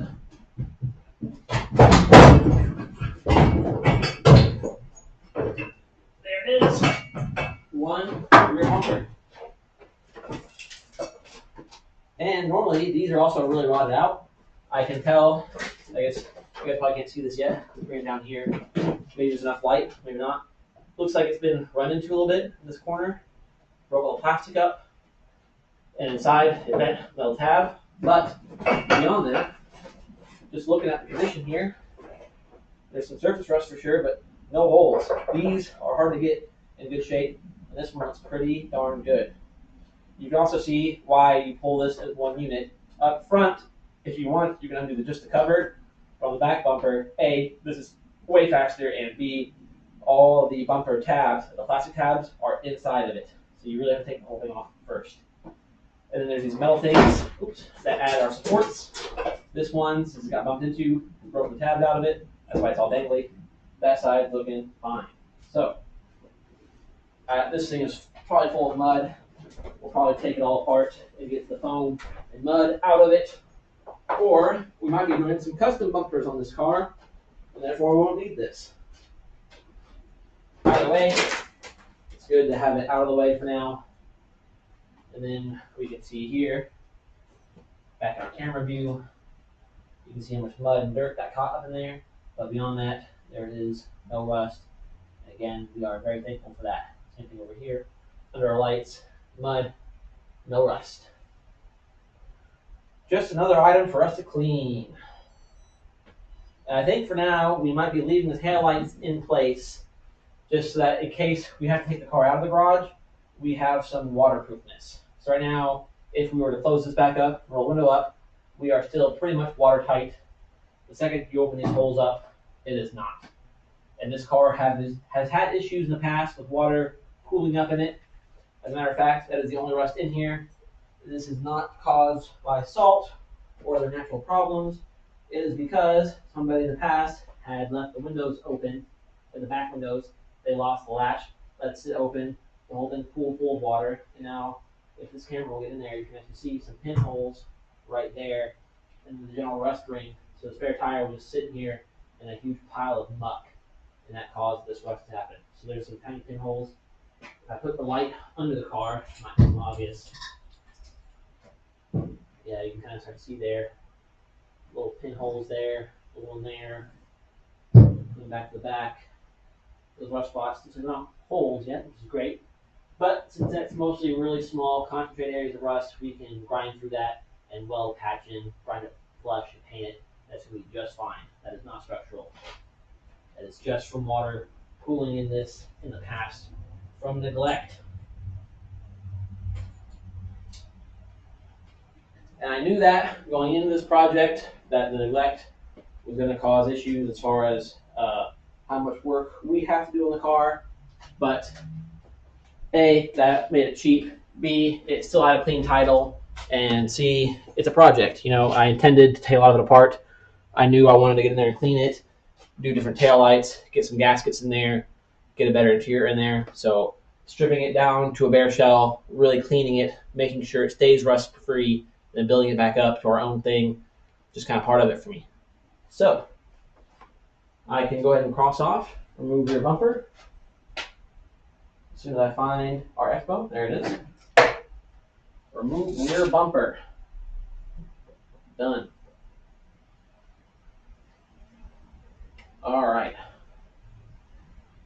Whew. I tell you guys, this is actually some work. I've been doing some real stuff. Starting to feel it.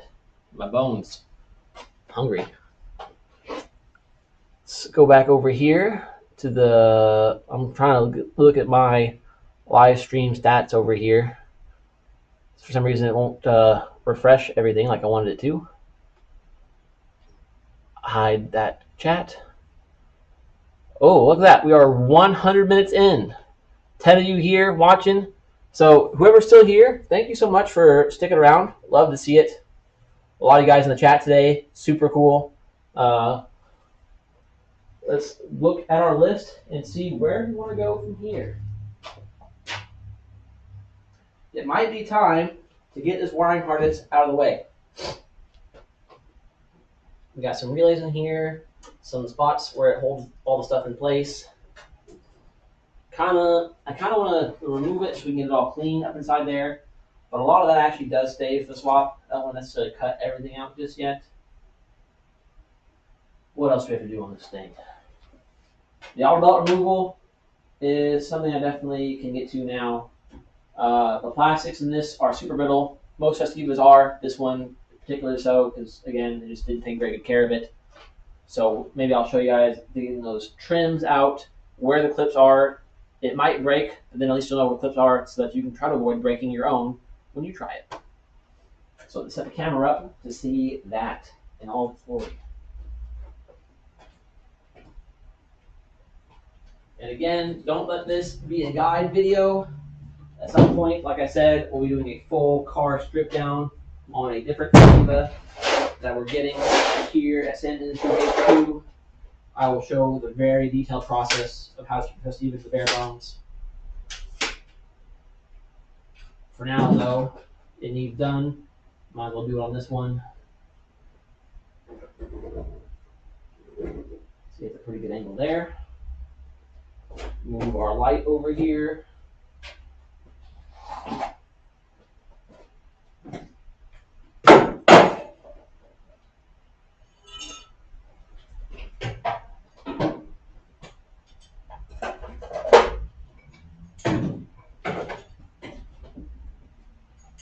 These little lights are so handy.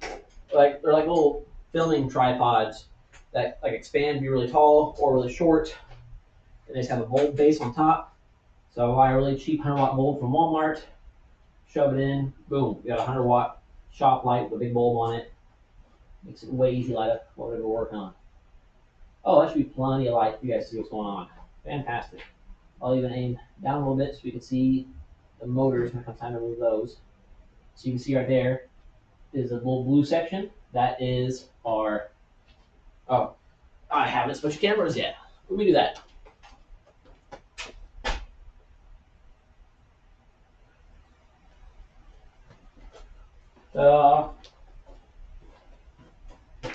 So you can see right down here, that little blue section, that is the motor itself. And then it runs all up through under that big seatbelt plastic, basically. Also, looks like our phone's going to die. We're going to get that plugged in before we lose our second camera. Got a charger up here.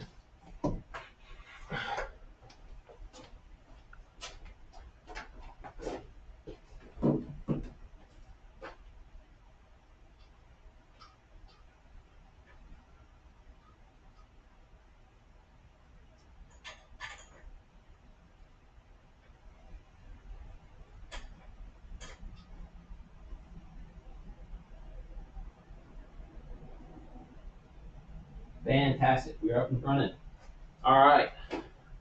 Time to pull some plastics. I realize you guys will probably be staring at my back for a lot of this, but hopefully the lighting cooperates. So there is a clip up front that goes, the whole thing kind of slides down into. So we're going to try to start from the back or from the top middle section. Lean back here, see if I can pull it from the bottom first. Just kind of grabbing it, pull it. There it is, unclicked. There's like a tab here, here, here, here. A long tube that aligns it up here. 3 more tabs, and then the hook thingy. So we're just trying to pull it off the tabs first, pulling it straight back towards us. I try to grip both sides at the same time. And I don't want to pull too much out. You want to keep working your way down the middle so you don't break it, especially as it gets thin, right here, that thin spot. So work my fingers behind it, try to pull straight out and not bend it.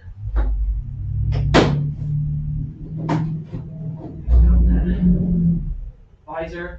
Oh, again, don't bend it, just pull straight out. Straight out. Lift it, pull it off that hook. And I got it without breaking it. That's crazy because it is already broken. You can probably see here, there's already a chunk missing. You can see how fragile plastic is, like chunks that come off. It's really brittle, but we just managed. That's fantastic. All right, I'll flip around now so you can see what these clips look like that we're talking about. See these metal guys. So flip, flip, flip, flip, flip, flip. That's one of those alignment pegs. So this is a thin spot right here. That alignment peg goes in a hole right here. Gotta be careful of that. Then more flip, flip, flip, flip, flip. And then down here in the front base, like I was talking about, that is the hook thingy. So that hooks down into it. So you can't just pull it out. You have to do all the rest of the clips, and then this slides up and out from that little chunk on that hook. And the dash is still in. It's a little trickier because you can't, not a lot of working room with this rubber seal where it attaches to the dashboard. So you gotta really be careful wiggling that out. But now that it's out, it is free. We can look at the track itself. So there's one of the cords for it. I mentioned earlier there's plugs. We can unplug that. And then there's another cord going all the way back for another sensor. We have little tiny 12 mils holding in this bracket. And this is where, this is actually the seat rail, the belt, it's the belt rail. I don't know if I can move it by hand or not, but this rail comes across here. This is what that trim fits into. And this is why if you do a manual belt conversion, you're actually going to usually end up chopping this in half, making it useless because you need to put that trim back in. The trim on the manual belt cars and the headliner is totally different. Manual belt cars only have an A pillar and B pillar. The headliner goes all the way down to the edge. On EFI cars and auto belt cars, this headliner is kind of like cut out here. That AB trim, when it's pulled off, covers all of this, and it clips to the actual rail. So to do a belt conversion, you're going to have to chop it in half here, keep these in place, keep that trim, and then modify it for the manual belt bolt holes. All the holes to install it are already here. So we got a big hole here, one hidden right here for you to mount the belt to. You can also mount your harness bar to that, etc. For now, though, I'll go and remove the whole thing. So that's 2 bolts up here, bolt up front. In the back, there's 2 bolts here, little screw to hold this in, little screw to hold this in. The motor itself held with a few screws and has one big blue plug going to it. And this one, let's go ahead and undo his plug. It's covered in that foam tape to keep it from rattling.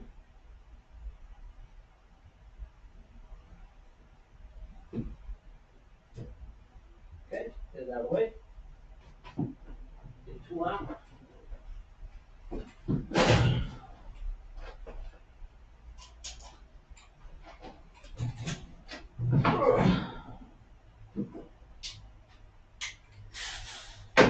Oh, that's 10. Get down here, it close. The motor. No, all 10. Suppose it is all 10. Well, shows what I know.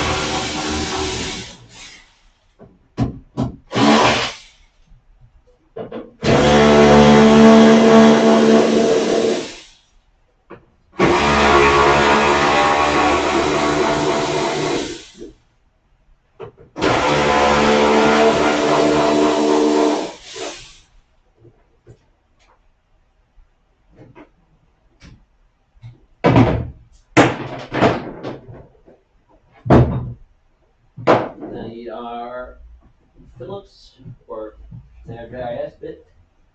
Get these little screws. As soon as I remember where we set it down. Because we were just using it on the other interior bits. Where did I put that?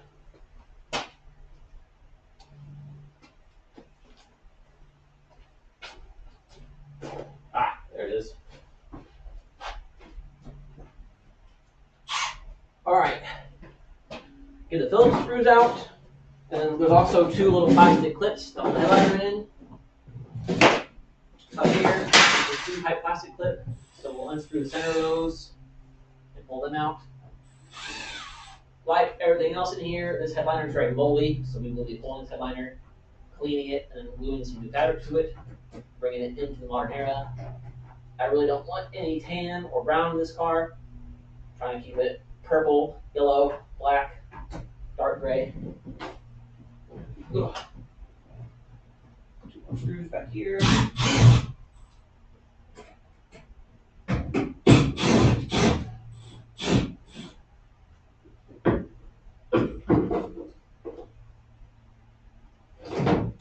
There it is. 1 more plug for the power on the bottom of this guy.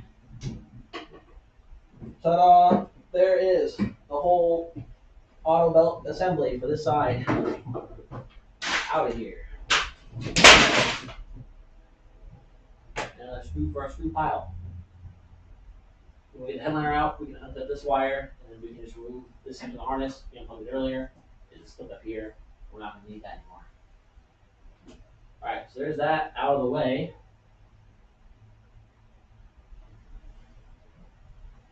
So, for those of you that are still in chat, we will probably be taking a lunch break pretty soon. So, while we are waiting for that, let me know what you guys want to see when we come back. Do you want to see us finish cleaning the dash and talking about like the vinyl part on the door card? We also still need to remove the door card from the passenger door. Let me switch cameras. We still need to remove the door card from the passenger door. We need to get the headliner down. We need to get the visors down. The rear mirror needs to come off. All those little hooks in the back. We still need to clean the back bumper area. And then we'll probably start taking apart the rear beam, take the back tires off, back wheels, brakes, and stuff. So before lunch break here, let me know in the chat what you guys want to see, and we will move on to that. Lunch is ready. Speaking of lunch. Dude, thank you. You come and join us here for a minute? Yeah. All right. Well, I have asked chat what they want to see us do next. Some stuff from the list, some extra stuff that we figured we should probably get done while we're at it. Oh. I thought earlier you'd be wearing your yellow jacket. I thought about it. I thought if I forget to take it off, Oh. that'd be awful. Sure. So, chat, talk to me. What's up? What are you guys working on? What do you guys want to see us working on?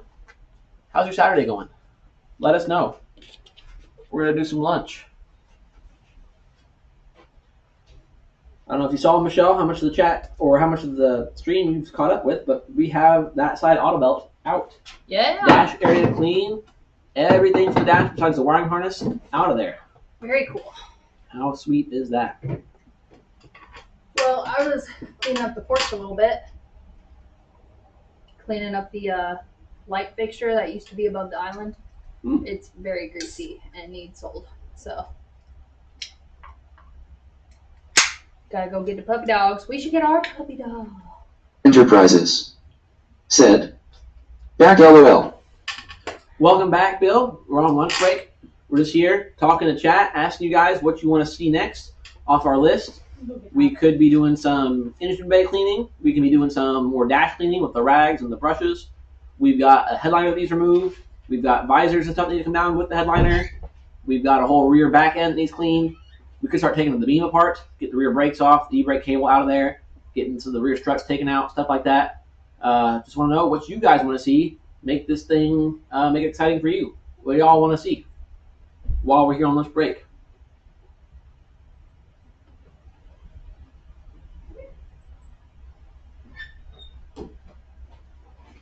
Big dog in the house. Maverick's here. Hey, Maverick. Enterprises. Said. Just finished washing the work truck, now doing a full detail on the edge. Oh, nice. Come and do our truck while you're at it. We could use it. Yeah, this is some of the nicest weather we've had in weeks. Yeah. Enterprises. Said. Headliner removal. Bill votes headliner removal. Very nice. And this? Yeah. Just to clean it, or? It's moldy. It's gross. Yeah. And who knows what's hiding up under it. Sure.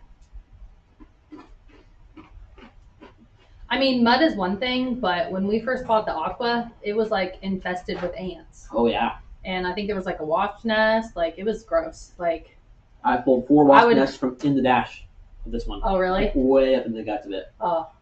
Yeah, but it was just crazy because it's like you could see the ants coming out on the side where the door was. And you started pulling out the back, like the carpet to start cleaning it. So many little ant like nests is just gross. All right, like I think that's the only car we've ever bug bombed. Yeah. That was pretty gross.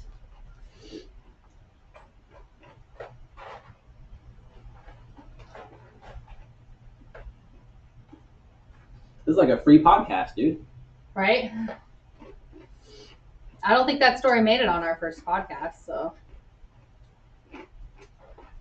I mean, when you do so many cars, things like there's always a story to tell.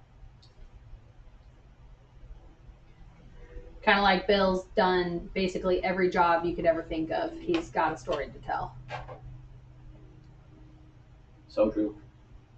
Enterprises said, and I'll be up at some point soon, so if the Maverick needs a detail, I can make that happen. Yeah. The Sonoma needs one. Yeah. Well, we've been driving the wheels off that Maverick. We were talking to George when he came on for the podcast, soon to be out. Just about how many miles we've put on it. We've already put like almost 7,000 miles on it, and we've had it since August. So I don't know how, but numbers don't lie.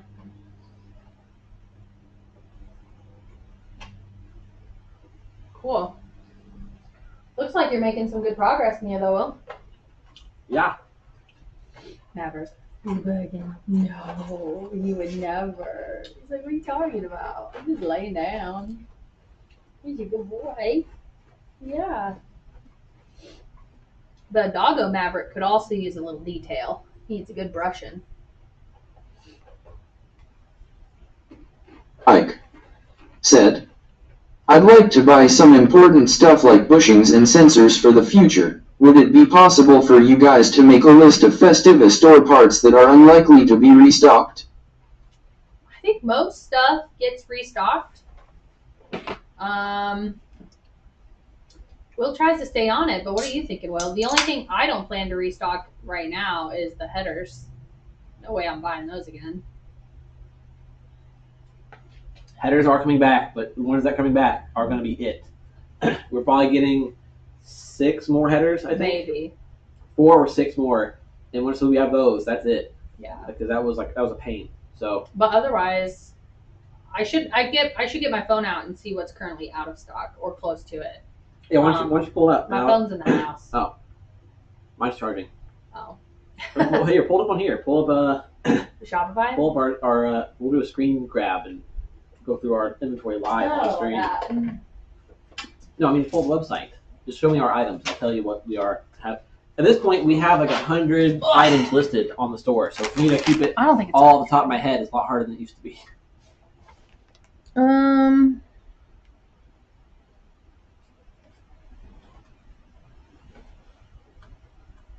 But most things, especially bushing type stuff, we try to keep that stuff well stocked.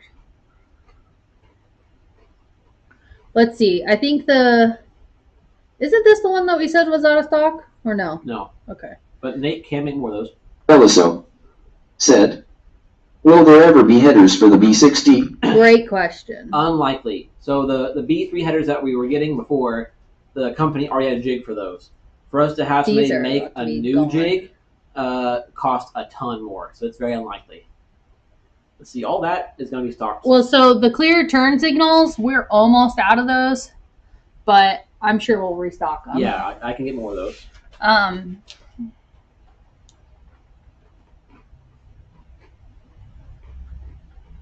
It's just handy on the app because I can sort by like low stock. I think we just got more of these, did we not? Yep. More front cross member bushings. I'm not sharing our screen, but I don't know how to do that. Let's see. One I can think of immediately. The windshield trim clips. Those I might not get more of. We're still trying to work on that. There's a chance we don't get more of those. Have you told them any of the other new things coming out? Upper timing covers. What we have now is probably the last on Earth. Mm-hmm. I don't know if we're going to get more upper timing covers or not. I think we just sold 2 this week. Really? Yeah. Wow. The radio harness repair kit is currently out of stock. The guys that were making it stopped making it. I found one other supplier, bought it, and then they still have not shipped it. That was a month ago. It was supposed to ship in like 3 days. It's been a month. So those might not come back. I'm hoping they do, but those might not. What else we got? That's really good. about it. Ooh, yeah. Wind deflectors are getting here soon. Yes, wind deflectors are happening again. Oh, looks about right. It takes a long time. Those get made for us. like one big batch at a time, and it takes a while to make. It's a small company in like Netherlands that are still making those. That reminds me, I So, still need to pay them. Yeah. Get that transfer done. They're coming back soon. The collectors will be back soon. But yeah, most of our bushings, thankfully, are still in stock. Moz is still making those for us, new. And then for the few bushings that they can't make, we are 3D printing those. So hopefully we'll never run out of them. Yeah.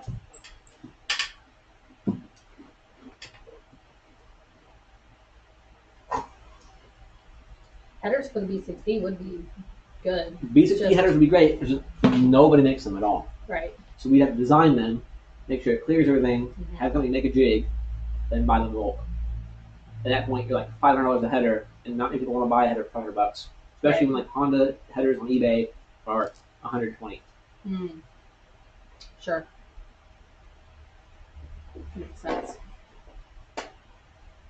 Some people have taken probe headers, cut the flange off, and welded on a Miata flange, and that ends up fitting really well, like really close to being the right fit for a Festiva. And you can do that for a lot cheaper. So that's something I might do. I might offer just the flanges you need to weld your own header, and then buy some of the probe ones from China in bulk, and say, here's a kit. I don't have time to cut and weld these, but if you want to try it, here's the pieces at least while they're still available. That's an interest check I could do, Hector. So be on the lookout for that. Maybe I'll check and see if there's enough people that want that to make that worthwhile. Just recently, we restocked the wiper switches. Yep. Combination switches. Yep, that was good. Do you remember how long ago we bought all those? Oh, probably 2-ish years. 2 years? I thought it might be 2 years. Maybe less, maybe 1.5. Yeah, I'm not sure. I feel like I just had a Facebook memory pop up for that. So I wasn't sure if it was 1 year or 2. There's got to be 2, right? When I bought those, that first round of like 200 of them, Yeah. I thought that would probably last us 10 years. Yeah. Well, So this will crazy. probably last us quite a while. We say that every time. I don't know. If it lasted 2 years, then we did pretty good. Cool. How's your BG bed? It was not low, but getting there. Did you check it? Or did you Yeah, just... that 84. Okay. Is like it had decided that was gonna be too much and already cut off. Nice. So. Okay. I ate at the shower, so. Oh, nice. I am very tired I though. need a snack. You literally just had food. I know, but like, I need to follow it up with like Like an ice cream? or whatever, you know. Less salt. Less salt, more sugar. Cool. All right. Well, it seems like the people want to see headliner removal. You here to help me with the headliner removal? Sure. It does help to have 2 people. Sure. Are you ever gonna, I don't know, put in the headliner into V2? What's it waiting on? Nothing. Dust prevention. Dust prevention? Headliner? How's a headliner gonna get dusty? The whole car gets dusty. Look at it. Dust floating around here all the time. Look how dirty that one is. Make it make sense. Look how dirty that one is. It got dirty somehow. That, The car was upside down. honey. You think it's getting less dust living under our spare bedroom bed? Yes. Mm, At least that dust it's just like hair. It's not like grinding dust and paint fumes and who knows what else. is all yeah, around it's like here. a cat nest. Wow. Well. And Big Apple. He's a good boy. All right. Well, Up I to? think I'm gonna wash the mustard and dirt off my hands, and we will do a headliner removal. Maverick, we're in charge. What are we gonna do? Talk to the people. Talk to the people, Mav. Come here. Who all's left? up. Who's in chat? Who's ready to party? Who's ready to do some headliner removal? Big dog. Yeah, tell them. You want to do some tricks? You want to do some tricks for chat? There's still 10 people in here watching us right now. I called Sherry, told her she better log in.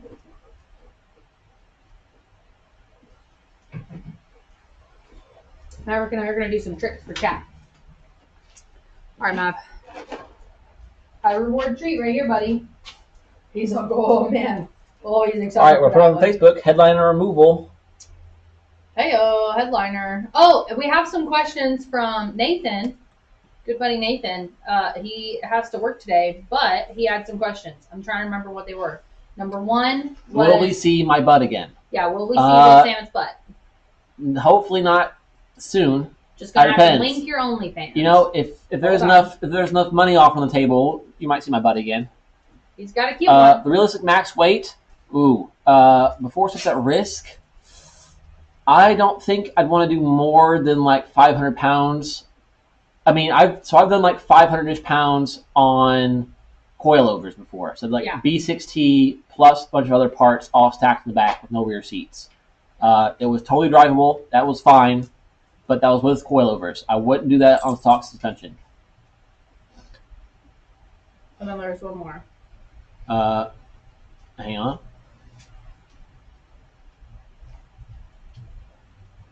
I'm waiting to see if the voice chat catches up over here. Oh, sure. I don't know why there's such a lag. Maybe it broke for a second. Oh yeah, Chrome put the text-to-speech tab to sleep because it was in the background. Oh. All right, Hector said, sounds good. Besides the headers, will there be a B6 drop mount kit instead of making your own? Unlikely. So I might have mount spacers in stock. So instead of having to weld up your own little pipe spacers, instead you can use a nice solid aluminum block to space it out, but you'll still be doing the cut and weld for the engine side mount. I thought about offering those as like a pre-made thing because you can buy the mounts new. I can just chop them and weld them here at the house, maybe make a jig for it. Every time I want to do something like that, I just don't have time for it. My project list is huge. I'm so far behind on building my own cars. And then obviously like having to do the guides for the channel. It takes a long time to film it and edit it and upload those. Plus going to work every day. Plus running the Festiva store. It's just a lot. So I don't have a ton of time to do like welding. That's why I don't have coilovers available on the store, like fully built, because it just takes a long time to build them. I don't have time for it. But if I can get the mount spacers made at least, help save you guys some time. That's something I might be doing again soon. Brad was making them for the store, but he ended up getting really busy with work, so he can't make them anymore, but somebody else might be able to. And Nathan also said how to get soundproof against highway wind noise. No. You mentioned you are dynamatted it. You know, some proper dynamat in the doors and the roof helps. Your tire selection helps. You know, obviously most of our tires are cheap and they make a ton of road noise. Fancier imported tires that are low noise can help a lot. But beyond that, at the end of the day, we are thin, lightweight cars with a lot of surface area. The wind noise is kind of hard to defeat. Make sure your door seals are nice and thick. I hope to have some news on replacement thicker door seals on the store soon. That helped on my car a good bit. Making sure your window seals are new helps a ton. So, Maverick, can you talk to chat? Eliso said, Speak. yes, I will love that. Speak. yeah, so that's something that I can look into again. I have some made before. Brad made a bunch. If you remember in the B6E guide video, I mentioned Brad making those. Just for like 2 months later, Brad become unable to make them. I've got one of the B6T style ones. I can show that on camera real quick. All done. All done. That's all done.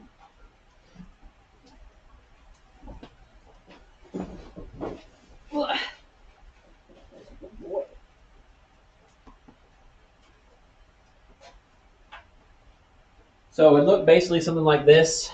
You have a big solid chunk of aluminum with the bolt pattern already on it to space your mount off the block instead of having to weld up those little spacers. So that saves a lot of time. Make sure it's always the right distance away. This is the B6T style one, so it's longer. This is like 1.5 inches.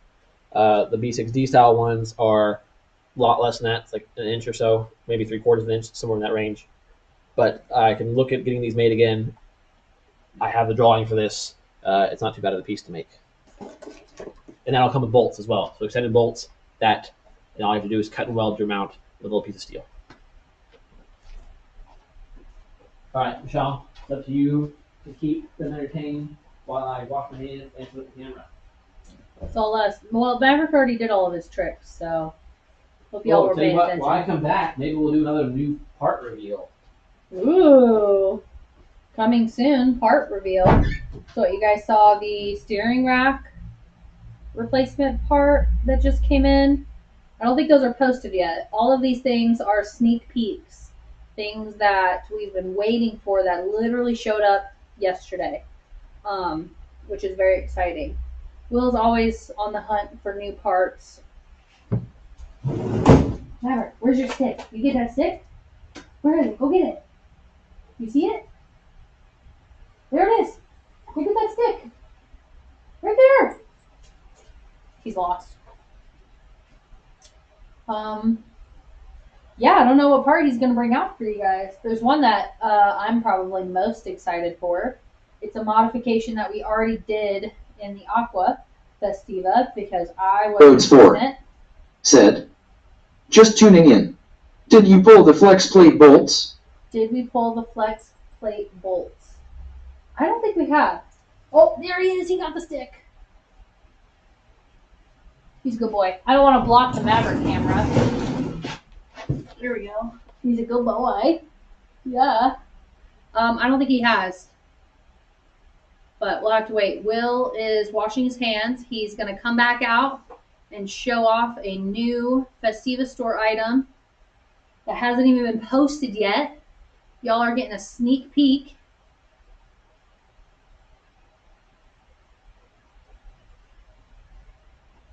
Oh, what'd you do? We need like a separate Maverick camera. I think that'd be super fun. I know George does that a lot on his streams. He's a good boy.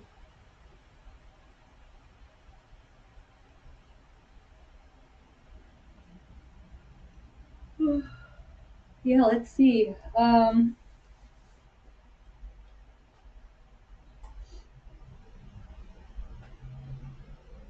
I don't know if he's been keeping up on the list. We've got clean core support, check. We've got clean dash, check. Eliso Booster, check. said, I'm excited to see what it is. Me too. Did you bring out a new store item?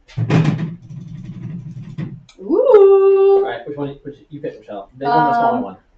Well, I already said which one I was excited for because we already did this modification in the Aqua. Oh, okay. So you're thinking of the bigger one? Yeah. All right. Well, I don't know. Some people will be excited about that one, but this one's big deal. Check it out. Oh, hang on, I can't see myself. There it is. These are brand new power window regulators. So this is very exciting because A, I think I can offer a kit so that we convert your Festiva to have power windows, or B, I will show you guys how to rewrap this. That way you can use it on your current manual ones, but it's got brand new bushings. Look at that, no wobble here. Enterprises said, oh, I have to guess. So there you go, brand new Yeah. window regulators. They don't have manual ones. I tried multiple suppliers trying to get manual ones made, but nobody has the parts to make it. They do have enough parts to make the electric ones. So you can either do electric conversion or just take the parts you need, like the new rail and the new bushings, and adapt it to fit your current manual ones. But super cool. Enterprises said, yay, power You windows. excited for that? I'm very excited about it. Woo! So I personally really wanted power windows in the Aqua because I'm like, how am I supposed to drive and then also roll down the other window? Like, it's just too much. So we modified, I think it was like... Isuzu 2nd Gen Trooper motors. Or was it, I think it was like a rodeo. Was it rodeo? I think it was a rodeo. Rodeo rear door motors? Yeah, rodeo rear door. Mike said, holy crap, that's gonna be awesome. Yeah, very exciting. Very We're very excited. So hopefully it works out. I don't know what car we're going to test it on. We should like test it on the LX or something. Maybe on this one. Oh, or on this one. Door's already stripped. It's true. The door's already stripped. There's a ton of other parts I'm also working on that aren't here yet, that I can't reveal that until they're here because I want to get everybody excited and then have it be canceled or not made for some reason. But Yeah. there's one more part we have to reveal too. So everybody that sticks around in chat, you're gonna see another new part that nobody else has seen. Dusty, tuning in, you pull flex plate bolts? No, let's I didn't do think that. you did. Let's do it. I'm waiting for you, actually. We need Waiting you. for me? Because you're a designated crane operator. Aye. This involves operating the crane. That's what I thought. I was like, there's no way they did it without me. Let's do it. Let's pull some bolts and then pull a headliner. All right. All right. Get your hoist set up, if you don't mind. This dog is just so cute. Actually, can you grab this side of the table? Just look towards you and then towards the trash can. Yeah, hold on.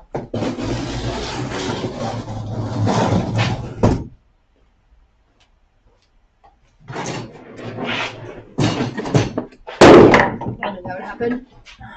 I have to undo my floor strap here for a second. Eliso said, will that come with switches to cover to power windows? Yes, so if we end up doing a kit, I will be sourcing a switch pack. Basically, all you have to do is put 2 wires to the motor, put 2 wires into a fused 12-volt source and your ground, and that's it. It'll come with all the other plugs, all the other switches, and then hopefully some nice way to get it to attach to your door card. But that's what's going to take a while for you to source. Is like the switch kit is actually hard to get right now. So that's why it's going to take a while. That's the tricky thing too, is like we made new door cards for when we did ours, but we might make it so that's a little bit easier for you all to just like maybe put it in your cubby instead. I think that might make sense.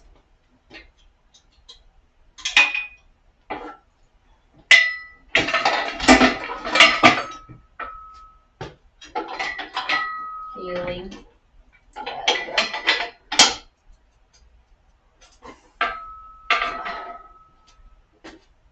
Do it again.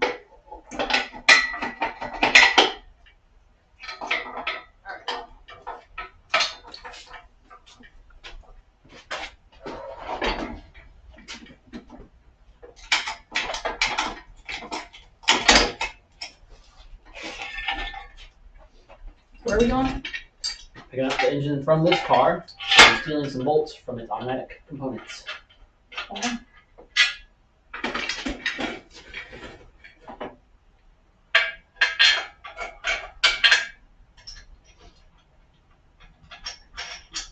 Wait, because this was an auto? Mhm. And your manual talking it? Yep. And we're going B16 G series.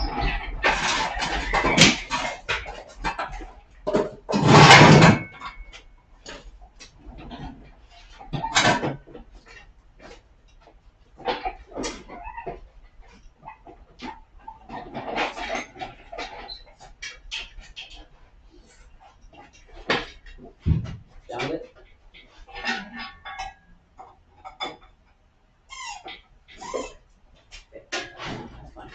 Working.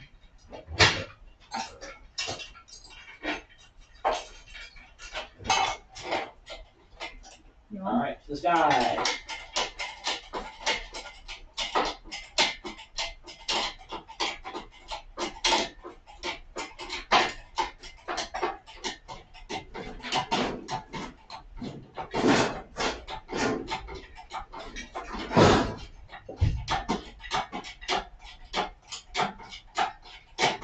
Are you just moving this closer? Yeah, you get it from the camera and then get it way high. But Way high. we'll move it first to get it high. Where's the high? Yeah, so cover plate and bottom.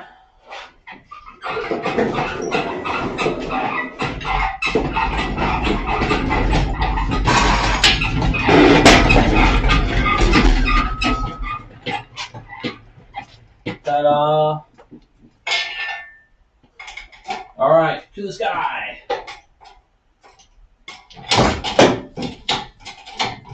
This takes forever.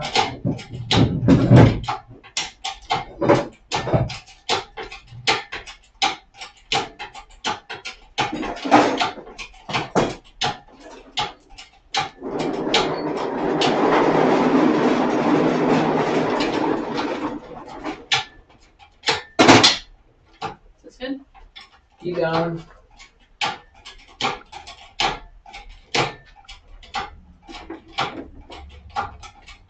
That might be good for now. Let's get this exhaust bracket off.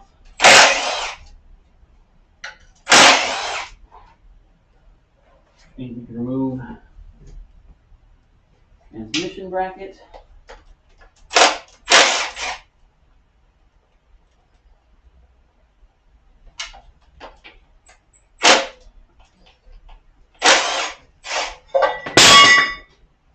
Nice. Changing the bowl. And the 14 gear wrench. This mount out of the way.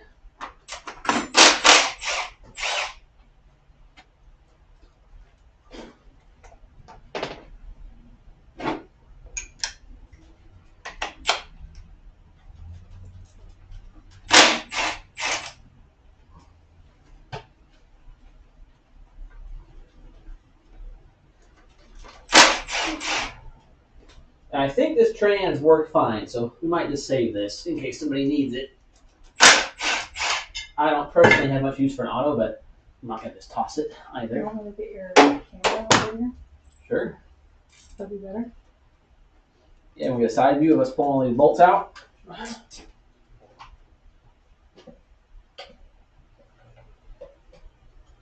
Is it already like good to go? Yep. Sound plate from the charger Of and course I just lost it because I'm doing this.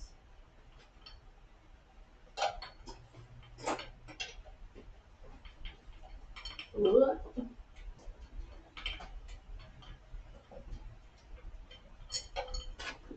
I think we do on the backside too.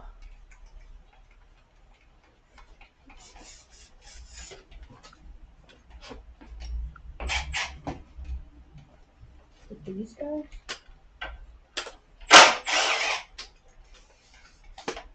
No. There we go. Wanted to make it more of a stick.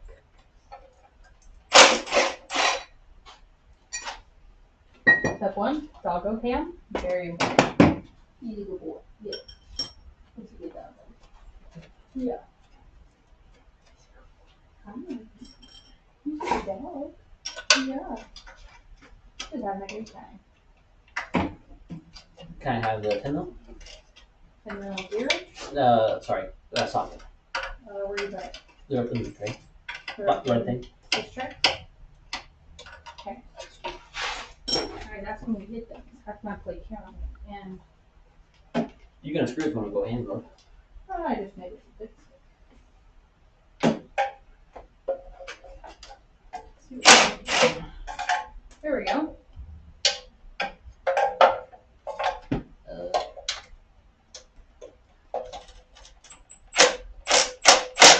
Have the ratchet. There's ratchet. Electric one up on the nothing. It's not in here. I think it might be in the car. All right then.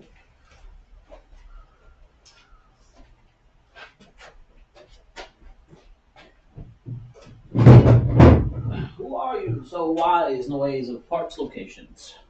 Well, I think I saw it earlier.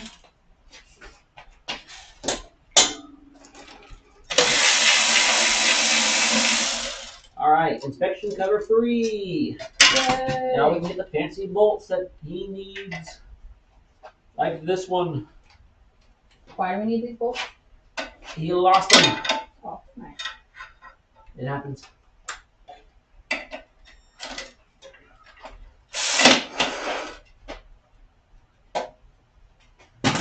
We need the impact for these.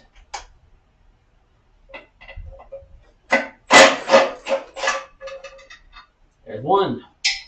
Alright, this is for you, Dusty. And then we're gonna not break her spine. Yeah, be careful. Grab a big old breaker bar. Breaker. Look around and realize we've lost the socket we wanted. Oh. So we have a different one. Oh, there's the Maverick. Oh, yeah. 21. Spin the crank.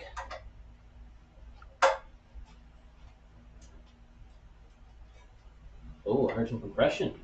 That's good. Always a good Love to sign. hear that. Birds 4 said, thanks.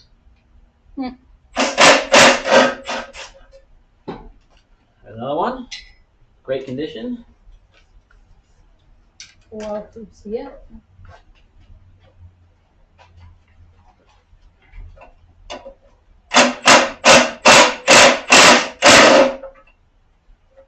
Now, since this is a live stream bolt, this is a rare item. This is obviously $200 worth of hardware. For sure. 4 of them. Wow. That's crazy. My entire V8 Corvette engine only uses 3. Festiva's like, I don't know, man. Got a whole lot of torque, but I need 4 of these. And now we can take out the big bolts and check off this chunky transmission. So here's what we're pulling. Those fancy, clean. Oh, hang on. It's not moving.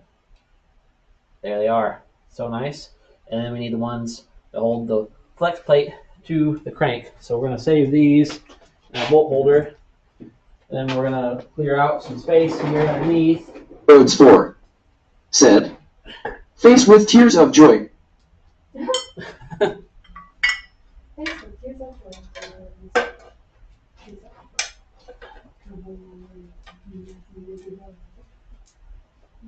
I'm worried about the chocolate. Cool. Woo. Get all this hardware out of here. Just back here. Put these up here so I don't lose them. Just go in the bin.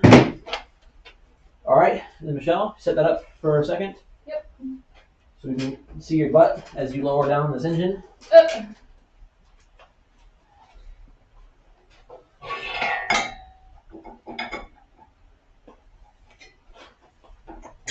Whoa, all right, that's good for now. Do you want this still on it? Breaker bar? Yeah, I thought I would put an angle for that bolt. Do you need this? Huh? Oh, no.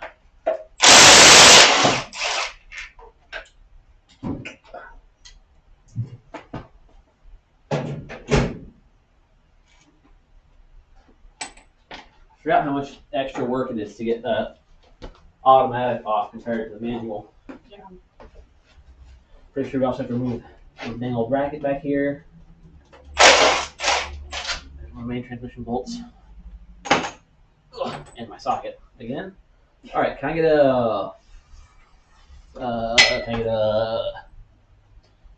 one of these intake supports? It's the intake supports off? We might not have to, but yeah, you do. That has to come off, so that the bracket that holds on the starter. Can I have the 12 from up there? While you're grabbing that, I'll take this off.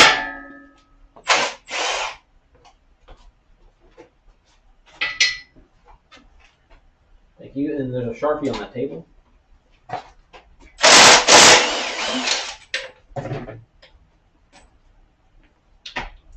Look at you wearing gloves like a good boy. It's not about being a good boy. It's about not to get covered in the muck that covers this engine. What do you need a Sharpie for? Hang on. We need to label this because it looks like a B6 starter, but it's an automatic Festiva starter. They're not quite the same. You have to shim one versus the other.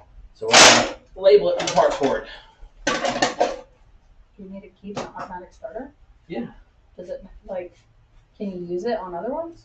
On automatic ones. Whoa. Here we are keeping the whole thing, and somebody just needs the bolts out of it. Somebody needs the bolts out of it? Everybody always needs something. That's why we're doing this right now. Who needs the bolts out of it? Dusty. That's why we're Oh. doing all this. Well, you're welcome, Dusty. I was going to get a new, and Ma said we don't really have those. Oh, sure. I was like, oh, okay, well then I'll have to get used ones. And I'm like, I have a car that I'm taking that I don't need the auto on anymore. Sure. That was so cute. Starter. Out of here. That bolt's gone, that bolt's gone. Alright, I'll need the 17 gear wrench and then all the strength I can muster, I suppose. Good luck with that. Huh? Good luck with that. You don't think I'm strong? Oh, you're probably strong. A lot of hesitation there. You have a 17 out already? I don't think so. Oh, you got it wrong. Oh. Wasn't me. It was Steven. Steven! It's okay.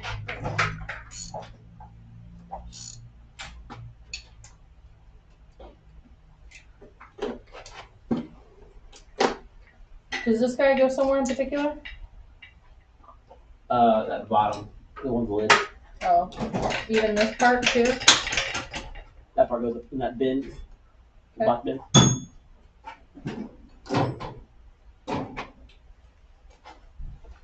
Okay, that bolt's loose. These don't seem to have any rhyme or reason. So I'm gonna put it here. Be fine. Wait. Huh? Careful. Do you need to move this? Yeah. Oops, you're gonna fall into your car here, bud.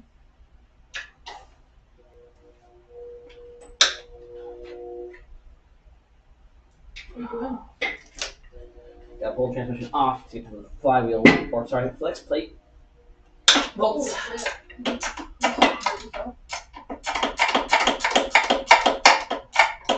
Are you working or not?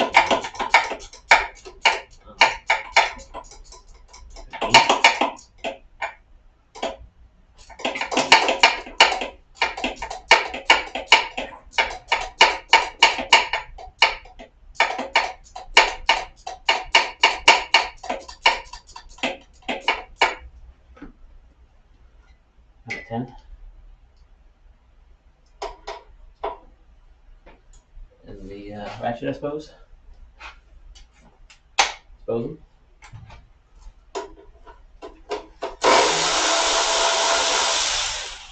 Oh boy.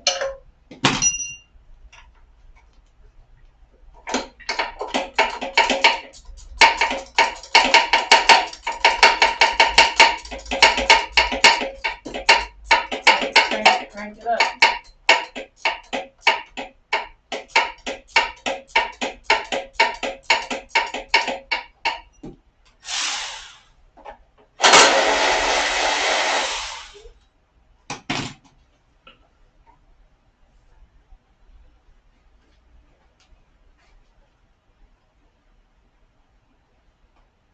What are you gonna do I with need this? some pliers. Going to take pliers from hardwood. The B3, as far as we know, it's good to go. It's very low rust. It fired over at least a little bit. Gee, dog. Go say hi. Yeah, say hi to people. He's a good boy. He's a good dog.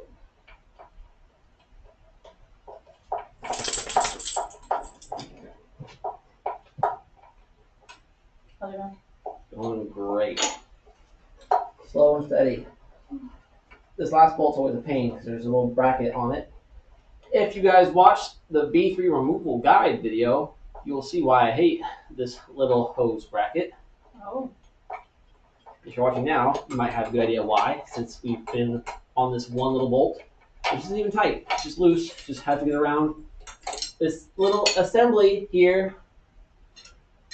Okay, fantastic, great, It's like why? golly geez. Okay, we are now, let's see, I think Yay! we're ready to separate this stuff. Are you cutting these anywhere? Yeah, I'll just in that orange one up there. Just general automatic stuff. Alright, now we can lower it a little bit, because there's one bolt holding this in, and the transfer comes off. Okay. So, down. Do you want Yeah. like a dolly under it? So you can Oh, roll it away later? Oh, you're smart. I'm pretty smart. Gosh, she's a smart one. I do things. I just know it's a little heavier than a regular one, Yes, yes. than a manual one. Wow, brilliant. Okay, go ahead.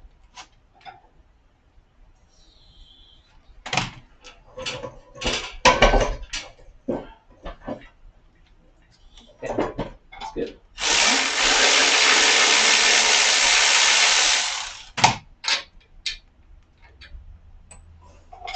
I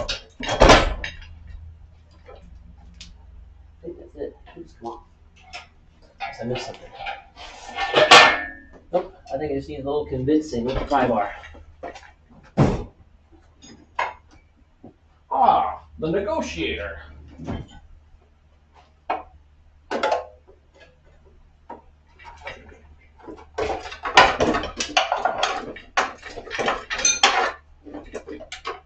Lift it all up. With the whole unit. Yeah, actually,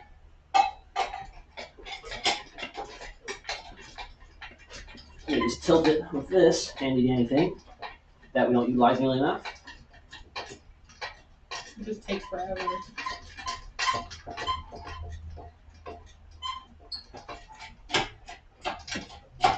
Oh, hang on.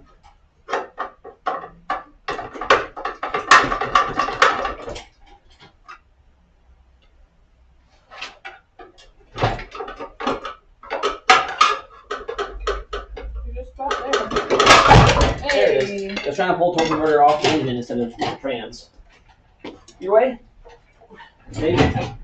Okay. I guess my placement wasn't quite there. Oh, it's a chop! Hey, one automatic transmission. Look at this. Sayonara. Yeah, who wants an automatic transmission? Let's start the bidding. Apparently Dusty $1. does. Well, not to buy, I suppose, but he wants one in his car, isn't it?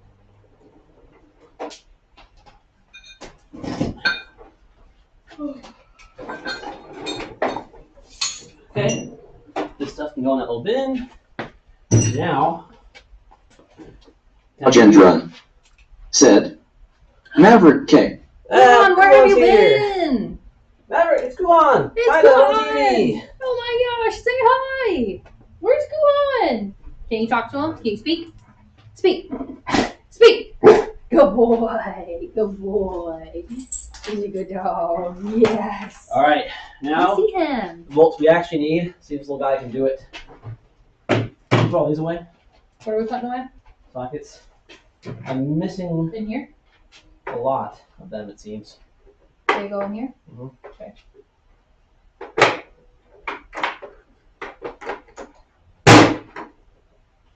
You just had 3 of them. Yeah, they roll off somewhere.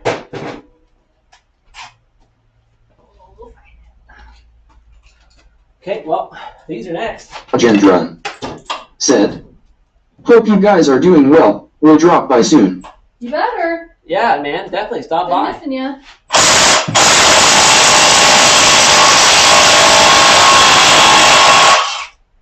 Where's your? There he is. What do you do with your?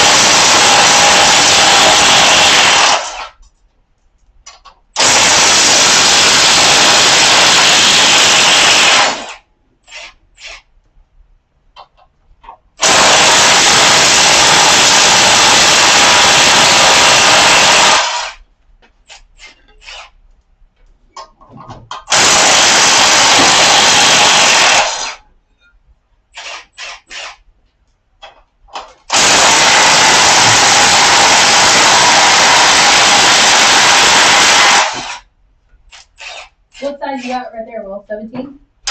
On or now? 19? 19. Do you have any? Ta-da! 14? There we are. That's the stuff we came for. I'll include the little spacer as well, since I'm not going to need it. Boom. Sweet. All right, $10 million. Wow.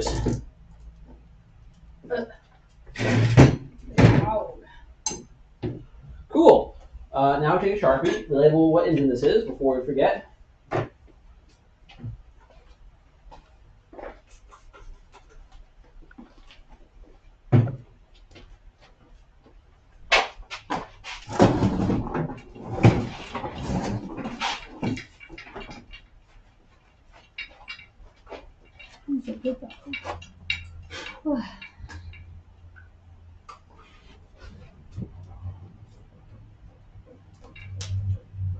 Don't tell me. Tell Kuhan.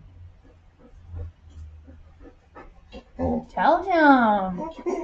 Tell him, Maverick. Tell him.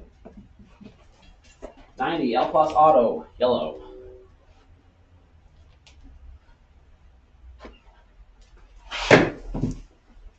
All right, crane operator, move that bus. Long show. On show bed. Are we just putting it back over there? Yep.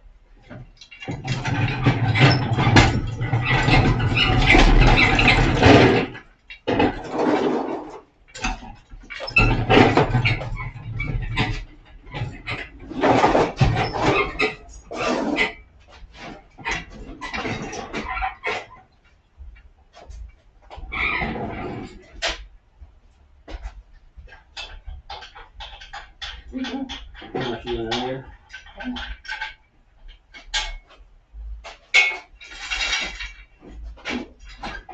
It's good. Fine.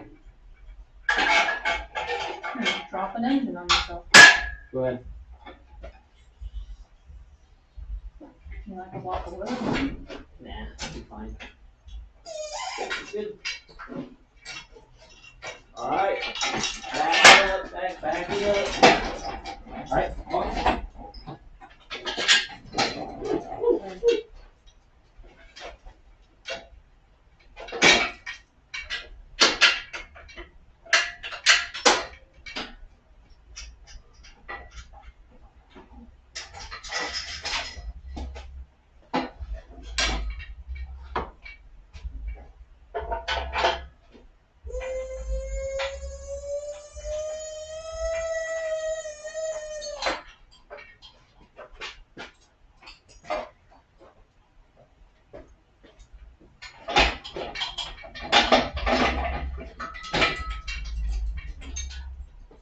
Cool. Nice. Fantastic. Let's go. You want me to sit this here? Or just put that down? Yeah, go ahead, go.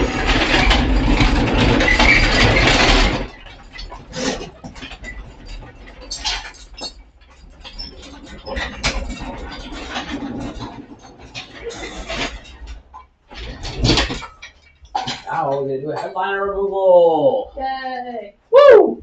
All right, there you go, Dusty. Your bolts, they're pulled. Oh, Michelle, Crossing don't off mind? this. Yeah, here you go. Where's the expo? Under those green rags. You gotta show it to the camera. Is that how we do it? Yep. Look at that. Where is that? Auto bolts. Auto bolts. And if you don't We're mind, doing great. add to the list, remove headliner. Well, of course. Auto bolts. Check. New task. Headliner. Don't you love adding as you go? The list never ends. Clean rear beam. Have you done that? No. Have you painted your sway bar and mount? No. Have you removed hatch decal? No. That's going to be an exciting one. Find your replacement on thefestivastore.com. Do you ever plan on putting some type of car lift in the garage? That'd be so nice. The problem is our garage is too short. It's actually taller on this end than it is on that end, but it's a little short. So We could fit one, and I'm kind of wanting to, but I haven't checked my concrete depth. yeah, got to know about concrete depth. Gotta look into it. It would be really nice. And right now we can't afford it, but I am thinking about doing it. We wouldn't have a ton of lift space, Right. but like obviously we go up. You 3 couldn't go feet. crazy high, but it would be nice. That side is like the deepest height-wise, because it all kind of slopes this way, but I don't know how deep the cement is. Remove auto belt. Have you done anything else on here? I mean, you've done lots. Clean car support. After a while, hit me with the. You do anything else? Yeah. Yeah, babe. You do anything else? You didn't do anything? You even do anything while I'm gone? Yeah, lady, we did a bunch. I could remove the door cards probably. That'll be easy. We're doing the headliner. Doing headliner. Time. It do be time. How many viewers we have? 1 million. Doubt. Press X to doubt. Back in the car we go. We got 12 humans. 14 actually. Oh, cool, cool. Yep, I think we're on to headliner.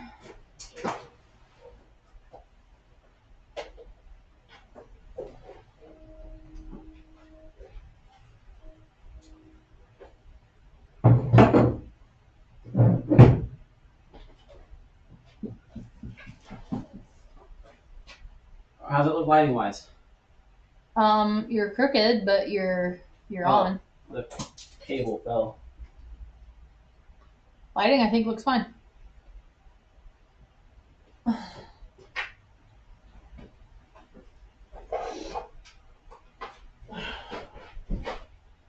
Camera, you get your stuff together here, buddy. Can they still hear you all the way over there? Ask them. Yeah. Can y'all still hear Will when he's all the way over there? Do you hear him talking to the camera?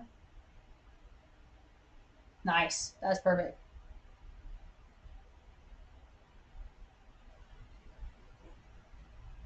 Oh, well, and for some reason I don't... Enterprises. Oh, there it goes.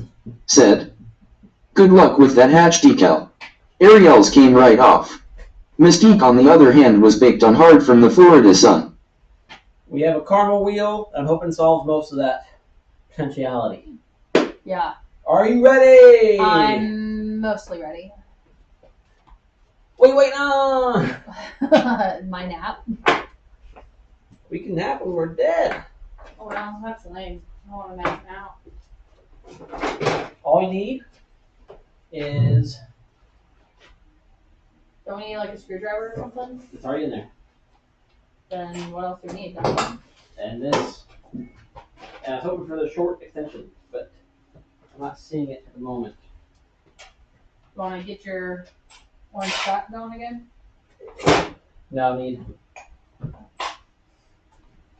Where is the short extension? Where's your... Oh, there we go. Step one. I'm going to take out the visors. You don't want to not do that. That'd be bad. And they're disgusting. That's gotta go. Enterprises. Said, "Yep, I hear him fine." Econobox Garage. Said, "If you're converting to manual belts, I have a headliner in really good shape that I'd be willing to part with." I actually hate the 88-89 headliner. It's a pain to get the sticks right, and then you have to have the A and B pillar trims, and then it's a lot harder to recover it to a different fabric. So what we're going to do for this one is stick with the EFI trim. We're going to cut the auto belts down to save the bracket, reinstall the EFI pillar trims to cover the hole, and then drill new holes for the hardware and spacers. I do appreciate the offer, though. I hate dealing with the early headliner with the sticks. It's a personal thing, though. For anybody else want to do this conversion, that is the right way to do it, would be with the correct headliner to match the belts. Speaking of belts, let's get these guys out. Let's see if I can get another one out without breaking it. It's already cracked right here, so Yikes. the other one's broken right there. Oh, is it? Yeah, I feel it won't be savable, but I'll do my best. You got like a bag or anything? Right here. We should get a bag. Oh, You're doing so good. Oh, yeah. what? Did it break it? Yeah, just a little over there. Just more crackage. Oh. Yeah, this side's really brittle. It was already broken. Yeah. There we go. Hey, I mean, it is one piece. So. Then you gotta do the wiggle. This wiggle's gonna wreck you, dude. You're gonna end up slicing the whole thing. Pull the thing out a little bit. Yeah, there you go. Yeah, we cracked it pretty good at one spot. But it's technically one piece, so I'm gonna call that a success. Thankfully, I have a couple of these left, but they're getting hard to find. Like impossible.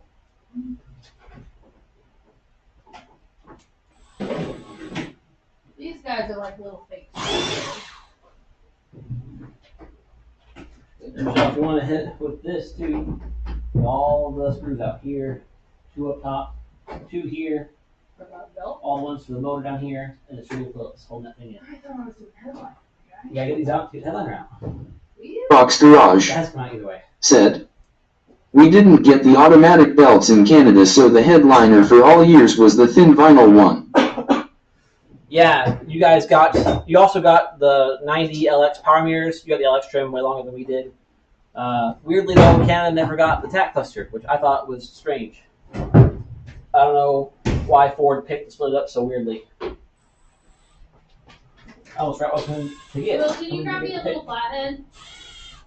Would you have a flathead or a pick? I think flathead. Okay. So pop those clips out. Yeah. Yes, I was going to get a pick for that. Oh, I just don't want to stab through the vinyl. This this headliner is already not in the best shape, but we're gonna make sure we don't make it worse. It's not terrible. There you go. It's just dirty, really. Like it looks like physically okay. There's maybe a couple of spots that are like broken. Right, but it's totally repairable by just, well, not repairable, but recoverable, I should say. Fox Garage said, "We didn't get the full console on manual transmissions either." Can you look at it? Not even on the early LX? That's weird, huh? Can you give us a look? No.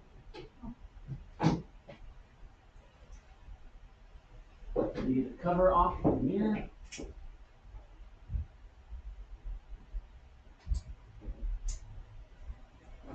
I think these things are.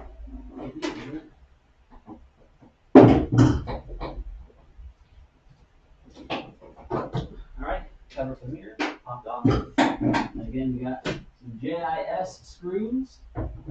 Fox Garage said, "Only on automatics."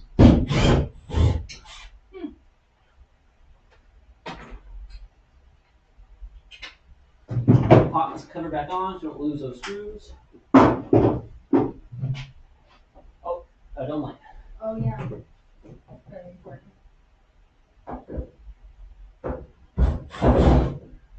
Coming soon, video on escort dome light. Yeah, shout. There's a microphone here. Coming soon, escort dome light replacement rather than your broken. Ooh, look at that color difference, huh? This guy. Yes. Yeah, that color difference is insane. We'll have to show the camera here in a second.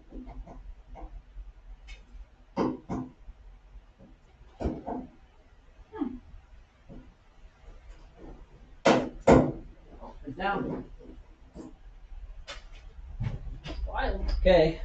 I'm gonna move our camera light. So I'm gonna be standing here. Cool. Okay. Yeah, we're free. We just gotta be. Alright, the whole thing's careful. free. Oh, it's coming out, my guy. Oh, there it is. Ta-da! Now this is a great two-person job because you really don't want to bend this. Once you bend it, that line, that crease, it'll be there pretty much forever. Honestly, that wasn't too bad though. I think cutting it at that angle that we just did was Yeah. really helpful. It probably only saw my butt for that whole procedure, but Oh, we love a good butt shot. But yeah, cutting it at an angle. So I just went from this side and tipped it a little bit, and then sent it out the back. Pretty nice. Looks good. Oh yeah, you were saying auto belt's gotta go. and here it is, one complete headliner. And now, like I said, if this, especially if you buy a car, a Festiva, or somebody Well, you smoked gotta in it a just- lot, Oh. we got some mold and stuff on it. When you can see, like even where the visor is sat. Look at the color difference there. Then if I can get this up to the camera without You breaking grab it something, then. you can see where the dome light was. Look at the color difference. How it's supposed to be white and instead is like brown in most areas. Nasty. Same thing in the back where the hooks used to be. That's not very bright where the camera's at, but you can kind of see just how bare and clean some spots are compared to the rest. So we're going to wipe this down and then I'll get glue on it. We'll glue some cool new fabric to it. That way it looks nice and neat. And then we will store this somewhere. I will find somewhere to store it where it will not get hurt. I'll put it on top of D2 for now.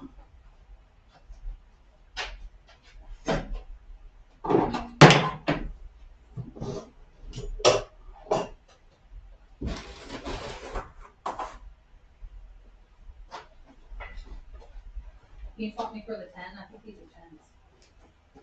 What? Give me a 12. Oh, my bad. You can go and unplug the motor down the bottom.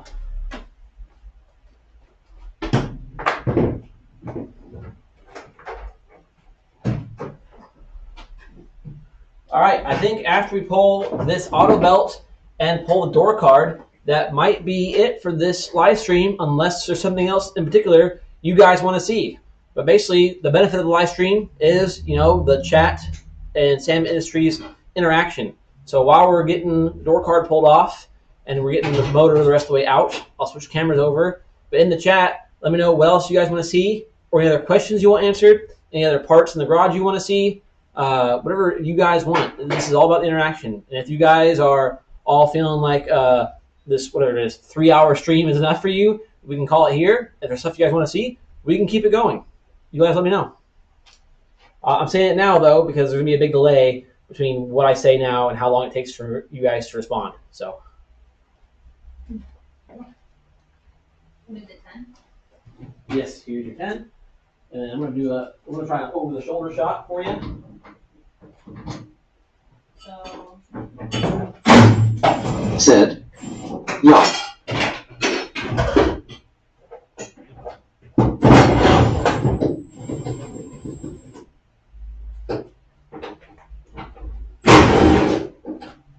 What was that they said?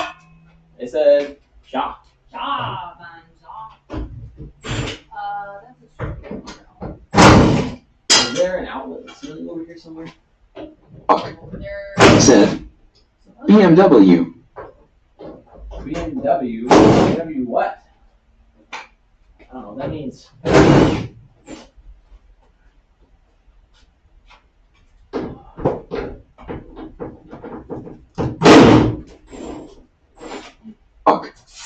Said.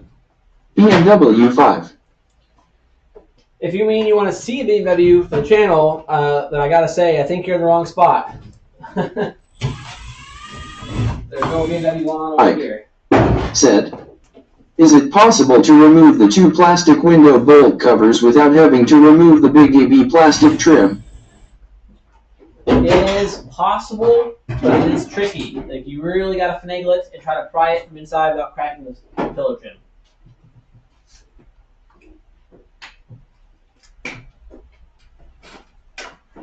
I hate clips. Box Garage. Said. Great to see you. I'm heading out to the garage to shoot some video for my channel. It was great having you here, Ian. For anybody who's not seen the Econobox Garage channel, you should definitely check it out sometime. Ian makes some great content. A lot of good Sprite content, a lot of good Festiva content. It's a great channel. Go check it out. What happened to you, buddy? Ooh, nice. Yeah, you're late to the game. Sorry, bud. I was just going. Well, the other cameras at least should be pulling out for you. Can I take the wires out? Yeah. Like you're not putting manual or auto ones back in. Correct. So, well, wait. I'm out. This goes to the headlight. One word it does, correct. So can I? Enterprises. Said. Body made wrong.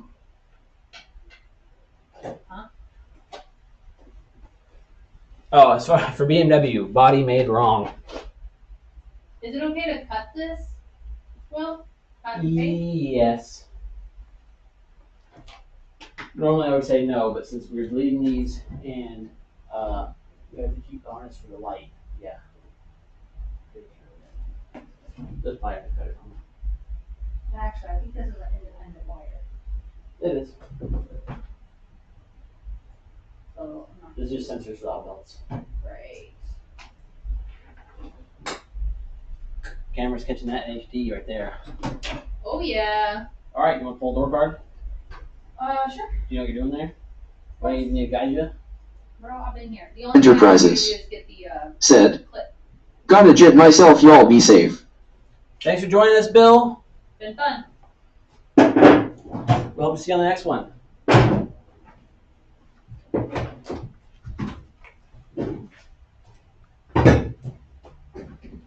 You should take the door so they can see it. Look at that. Okay. Well, I'll pull your clip for you then. Oh, gross, dude. Yeah, isn't it so nasty? There's like mud in these little crevices. Yeah. That's so gross. Ew. Oh my god. Like it's like in there. Alright, that's out for you.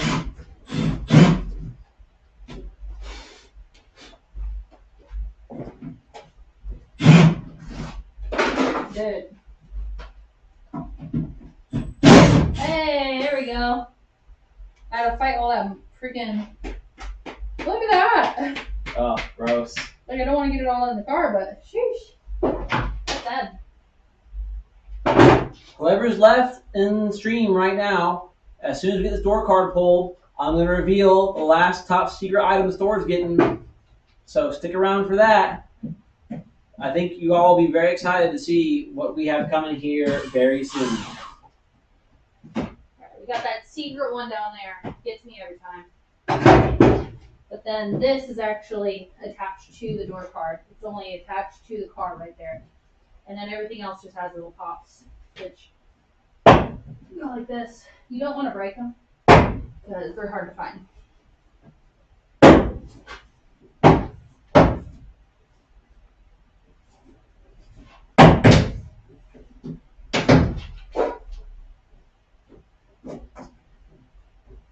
Door card's not in bad shape. It's just gross. Yeah, their condition's good, just moldy. So we'll probably clean them up and save them for something else.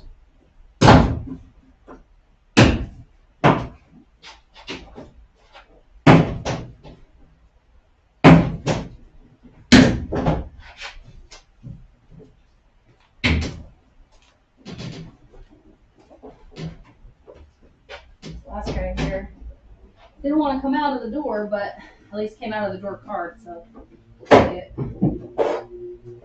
Ta-da! Oh yeah, a lot of those stayed in. Works for me. Is this the other one? No, actually. Just door cards everywhere, huh? Alright. That's very broken. What? This is the switch that powers the dome light. But yeah, that wasn't even plugged in. This is broken. Like, there's supposed to be like a screw and a spring thing there. This is a plug. This piece here That's the other is side. the clip. Oh That's wow. supposed to be part of that switch. But that's Which is a shame. for That's very clean. Never seen one not rusty. wow. That goes to this button right here. Oh That's obviously gone. wow. How about that? Well, that's alright. Okay.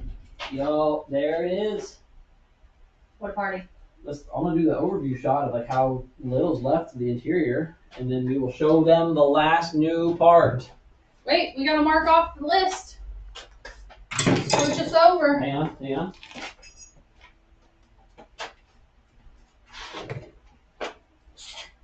Are we gonna do hatch decal today? Another We'll time. do that another time. Okay. Maybe we'll make that an installation video. Headliner. Check. Move auto belt down the bottom. Auto belt. Check. Door card done. Door card. Check. Look how much we got done on that list, dude. You did really good. Fantastic. The seat installed with a stretch goal anyway. So Sure. really, the painting and cleaning of the rear beams is the only thing we didn't get to. Yeah. Dude, fantastic work. Good job, Will. Now let me see if I get this thing to peek into the car real quick. Unplug the charger for a second. Actually, let's see if I can just take it off the stand here. Go in full mobile mode. I was trying to get a stick through the blanket. What are you doing? Yeah, let me dive into the You're car, so dude. silly. Check it out. It's so stripped back. Now we can truly get all the dirt out of here. I'll probably finish that off camera today since the weather's so nice. We'll roll it outside, get the rest of the crap off while we sell rear wheels. There we are, the roof looking so clean. Down the back, we cleaned all that when we first got the car. That's looking great. All the floor stuff's cleaned up. Door cards are all gone. Dusty, but totally cleanable. Dude, fantastic work. Good job. All right, keep switches back That's to the great. main camera, and we'll show everybody the last part. All right. So, sneak peek at, what was it? The steering rack thingy? Yeah, we did that. We Possible did the- motorized wind disc. Check And this lastly, out. This is a full drop-in EFI pump filter sock hanger cord, whole unit. These we're going to have, I think, 40 of these available with the potential to get more later. We're only waiting on different connectors because currently these are not plug and play for 90 plus Festivas, but I have the right kits that these will become plug and play. So all you guys got to do is buy it, drop it in your tank, plug it in, you're good to go. All new pump, Comes with a new sending unit. Comes with a new gasket even. All there. All complete. Ike Super exciting. said, "Whoa, Yeah, Whoa. that's right. Get pumped, guys. This is going to be awesome. I love the computer guy trying to like emphasize the excitement. Whoa. And the other great thing is, so I don't love Chinese fuel pumps. Normally, like the pump itself drives me crazy. I've had so many issues with Chinese fuel pumps. But Denso stopped making the Festiva fuel pumps. The great thing about these is it uses the modern mini fuel pumps used by almost any car between the year 2000 and 2020. Like everything uses this pump, which means Denso still makes this size pump. So if you want to, you can buy this whole unit, just immediately throw away the pump it comes with, throw a Denso in there, throw a Delphi in there, throw an OEM Mazda pump in there from a junkyard car, but you can have OEM quality pumps and then a brand new re-zinced hanger with all new wiring, all new floats. It's going to be fantastic. So I can't wait to get these in the store. We're just waiting on some connector kits so I can put the adapters on these and make it plug and play for you guys. So super exciting. Can't wait to get that done. Yeah. It's going to rock.